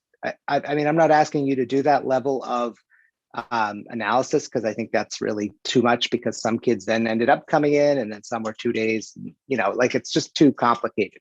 But if you have had a dramatic drop off in the number of newly eligible students or whatever you just said, I apologize for getting that, the effects on the budget, the effects on staffing, those are, I mean, and of course, then there's the effects on students, which is obviously critically important. But, those other things, 2 or 3 years from now, are we going to find out that we need to get rid of staff because we have this sudden contraction of 100 or 300 kids on IEPs that we never got on IEPs. So I don't think it's a weird thing to ask for, because I think in my mind, this last year has not been normal for anybody, even if the dates and the timelines and the laws didn't change. I'm just having a hard time imagining that a little square on page 2 of some teacher's screen who got lots of great attention from the teacher, I'm sure, that same student had the same likelihood of being identified as needing services as the person sitting in front of the teacher in a classroom 5 days a week, right? I mean, that doesn't seem crazy to think that that's not at all likely to have the same outcome. Member Vanderkloot? Got to unmute yourself, Member Vanderkloot. If I can ask it in a different way, generally, how many kids are referred to special ed a year? Pre-pandemic, 20, 30? I would say a lot more than that. Okay, so. Yeah. I mean, I don't have a definite number. I would say anywhere, we could have 80 referrals a year. Okay. So, and this year, do you think the number, you know, if we had an idea of what it has been, has the number significantly reduced? Or are you getting a lot of referrals into your office? Do you think you're getting more referrals this year than ever before? I do think there has been an increased level of evaluations this year. It's really hard to, what we would have to determine is what was left over from last year that we prioritized when we began school in September, and then what the new initial evaluations were this school year. But I do see an increase in the number of students that were found eligible this year, but I would need to compare it to the last 4 years to see if it was, you know, it continues to increase. So, again, I think my colleague's intent, I think, and you can correct me, Paul, if I'm wrong, is just to make sure that there are kids who aren't being overlooked because they've been on Zoom rather than in person. And so I think if that's what we're looking for, is the comparative data which he suggests, is that the way to go about it, or is there a better way for us to figure it out? And how do we make sure under these circumstances that we're not overlooking kids?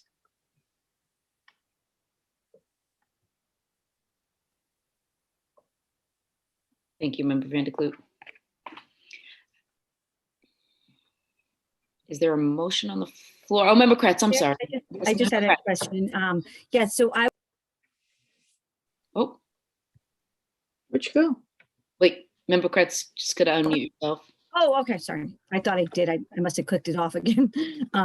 It says on the resolution that there is a target date of May 24th. And that is, a couple of weeks away. And we, right now it's, I don't know if that's enough time. I would just like to, reach out to Ms. Bowen to ask her if that's something that is feasible. And once again, I thought that the time frame wouldn't be in this part of the stage because it wasn't with the other resolution for the ad hoc request. Mayor? Member Rousseau? The procedure that we all approved, I believe 2 years ago, explicitly requires that this is a data element. So it is a suggestion. If I didn't want the report until next summer of 2022, I should say that. And so considering that, I imagine that this should, if the systems that we have in place are any good, if this takes more than 15 minutes to find out how many new referrals were there for a year, and to do that for 4 different years, if that took more than 15 minutes, then Ms. Bowen or the superintendent can say, there's just not enough time to get it done. But in my imagination, it is a query of the simplest order, and then we get it. But this is a required part of the procedure that we all approved.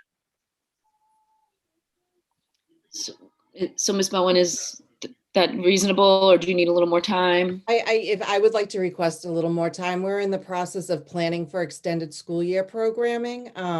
So if I could have a little more time to get it. It's pulling from 8 different schools. Okay. Yeah, please. Thank you. So the end of June, or? Yeah, that's fine. Okay. Is that amenable to the committee?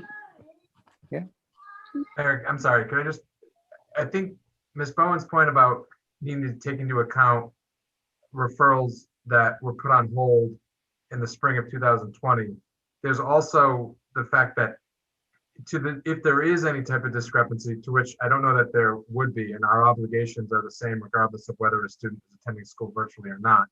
But if we're going to take a look at that, I think we need more time to take a look at it, because the referrals that could occur beyond June of 2021. So I think to really have a reliable data set, I think we're going to need some more time removed from this current ongoing disruption in order to really have anything that we can compare. I mean, if Ms. Bowen can do a report in the next 2 months, I think, fine, we can do a report. But I think to really get to the substance of Mr. Rousseau's question, we're going to need a longer runway to actually be able to take a look back to see if there is any noticeable discrepancy.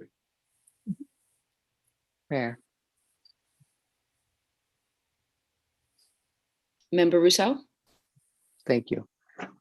I'm not looking for blame. I'm not looking for what we did or didn't do right, what the pandemic did or didn't do to kids. I just want the simplest thing. A referral gets a date in the system that you all have to use.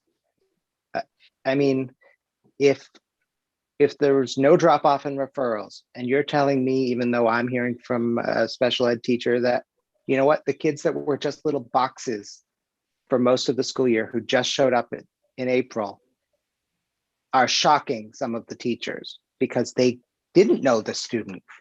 They didn't go, oh my God, this student really needs to be on an IEP. I need to make a referral.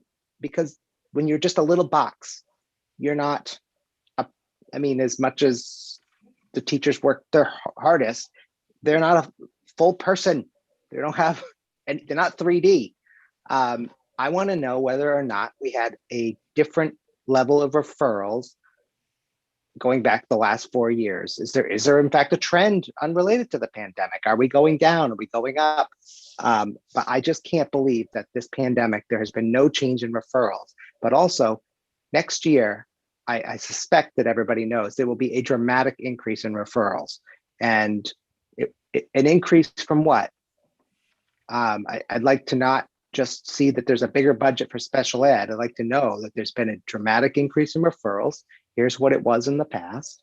I don't understand why it would actually require any investigation. When referral is put in, there's a date on it. Am I correct? Correct. Yes, but these referrals don't all come in on the same date. And so I think we could give you data prior to the close of this school year, or at least before the beginning of the next school year, but it might be misleading because the impact of the pandemic will be felt for a timeline that extends well beyond that. So, but I'm just like July 1, 2020 to June 30th, 2021 is a year. How many referrals? And then do that going back 4 years. And then we have something to talk about. I feel like we're talking about this with, I don't have any idea. I don't have any data. So and that's sort of was. Excuse me, Mr. So I'm sorry. I think I'll defer to Ms. Bone with regard to when that data can be provided. I think we want to be clear though that could be data that's on a faulty premise if the data is produced prematurely. And so I think the more reliable data to get to the point that you're asking about, is going to be at some point in the future. And we could produce one data set now and one later. But what I do have some reservations about is if we produce data that says before the end of the school year, there's some type of discrepancy, and that discrepancy is then publicly attributed to the fact that students were learning remotely, then there could be an assumption that the district was not meeting its obligations, when in fact, just like there were evaluations that needed to be completed in the fall that were put on hold in the spring, the totality of the impact of the pandemic might be the case that there is an increase in referrals over an extended period of time, so that students are being properly evaluated. And so again, I think if you just want data, again, defer to Ms. Bowen as to what a reasonable timeline is on that. But if it's in the next couple of months and it's data offered from which people can draw inferences or conclusions about whether or not the pandemic had an impact on the total number of referrals, I would say that data will be premature because we won't really know the answer to that until more time goes on and more of a traditional operation of school can take hold over the course of the 21-22 school year. So my only point is I just don't want the committee to be having a discussion about this on a false premise, which seems to me like could be a possibility if the data is produced too early. Okay, so do we want this by the end of June, or are we looking just push this out as Mr. Murphy, I think, is suggesting? I think we can produce data by June as long as everyone agrees we're not going to draw major conclusions off of it. I mean, again, correct. And then I think it's something we have to revisit as we continue to assess the total impact of this disruption. Mayor, so this would if I have may. to be amended. Member Rousseau? I mean, if this report comes back and says we have twice as many referrals coming in, and then you don't want to add any new special ed staff in the budget, I'm drawing some pretty big conclusions there. So yeah, I'm gonna not get numbers back that are shocking and not be shocked. If there's a 5% increase and you don't think we need more staff, well, that's a conversation. But if the pandemic has caused a dramatic increase in referrals, and there are no additional ETLs and there are no additional special ed staff to work with the students, that seems like a really important question the school committee would want to understand. How do you plan to make this work? And it's not that I don't believe you all are doing that. I trust Ms. Bowen is actually planning for all of that.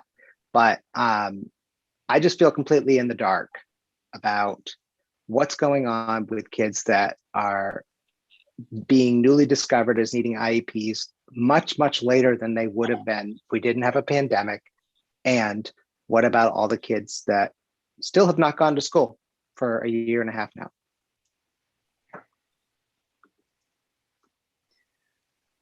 Mayor. Vote. So I think two things. First of all, I think that we need to ask the administration to advise us when, what sort of report and when it would be available to get at some of these issues that Paul is raising or is concerned about. I do want to remind my colleague that just tonight we did hear that the Department of Elementary and Secondary Education thought we were doing a really good job, and that there is, I guess I do have a sense of some level of trust in our special education staff, that they are following up, that they are, that our teachers are very much, whether a child is on Zoom or in person, that they are on top of it, so to speak. So in order to move this discussion along, I think that we should just simply ask our superintendent's office and whatever to consider what the issues that my colleague has raised, because he's got some concern, and I understand it, to make sure that we are not inappropriately budgeting in the future, because there, and making sure that if there is a wave of upcoming students, or if we're really off, if the numbers really don't make sense, that they get back to us and give us an idea of what they think makes sense. That's what I would advise.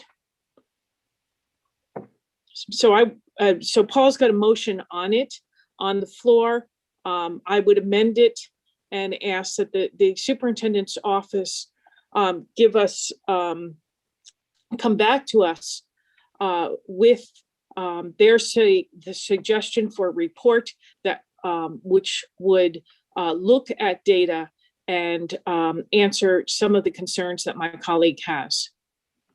But Okay. I'd like to hear from them.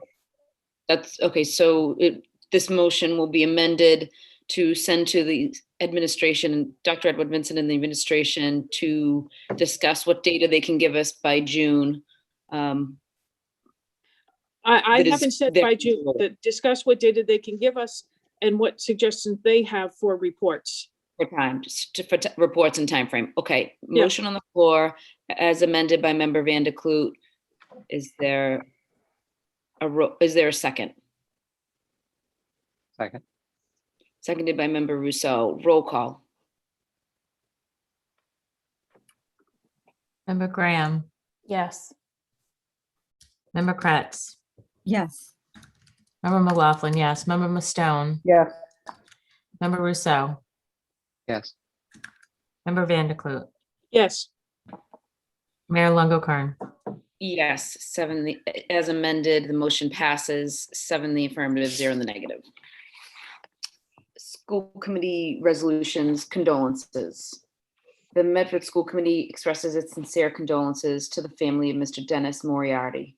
Mr. Moriarty was a longtime educator, having begun teaching here in 1995 in the Culinary Arts program at the Medford Vocational Technical High School.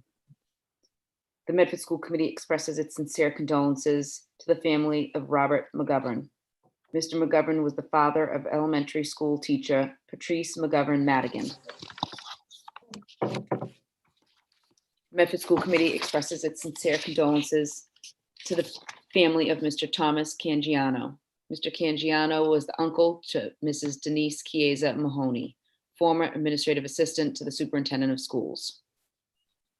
Also, the Medford School Committee expresses its sincere condolences to the family of Litza Manunos. Mrs. Manunos was the mother of one of our most famous Mustangs, Maria Manunos, and also Peter Manunos. The Medford School Committee expresses its sincere condolences to the family of Mr. Terrence Perry, father of Miss Tonya Sullivan, co-chair of our CPAC committee. If we all may take a moment of silence.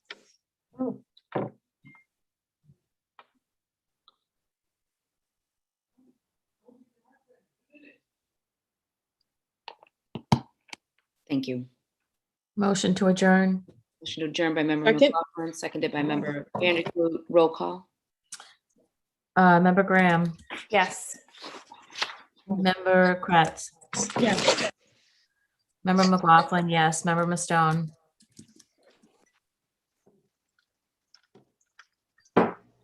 Mia. Yes. Yes. Member Rousseau, Yes. Member Vanderklut, Yes. Mayor Longo Kern. Yes, 7 in the affirmative, 0 in the negative. This meeting is adjourned. Have a great night, great week.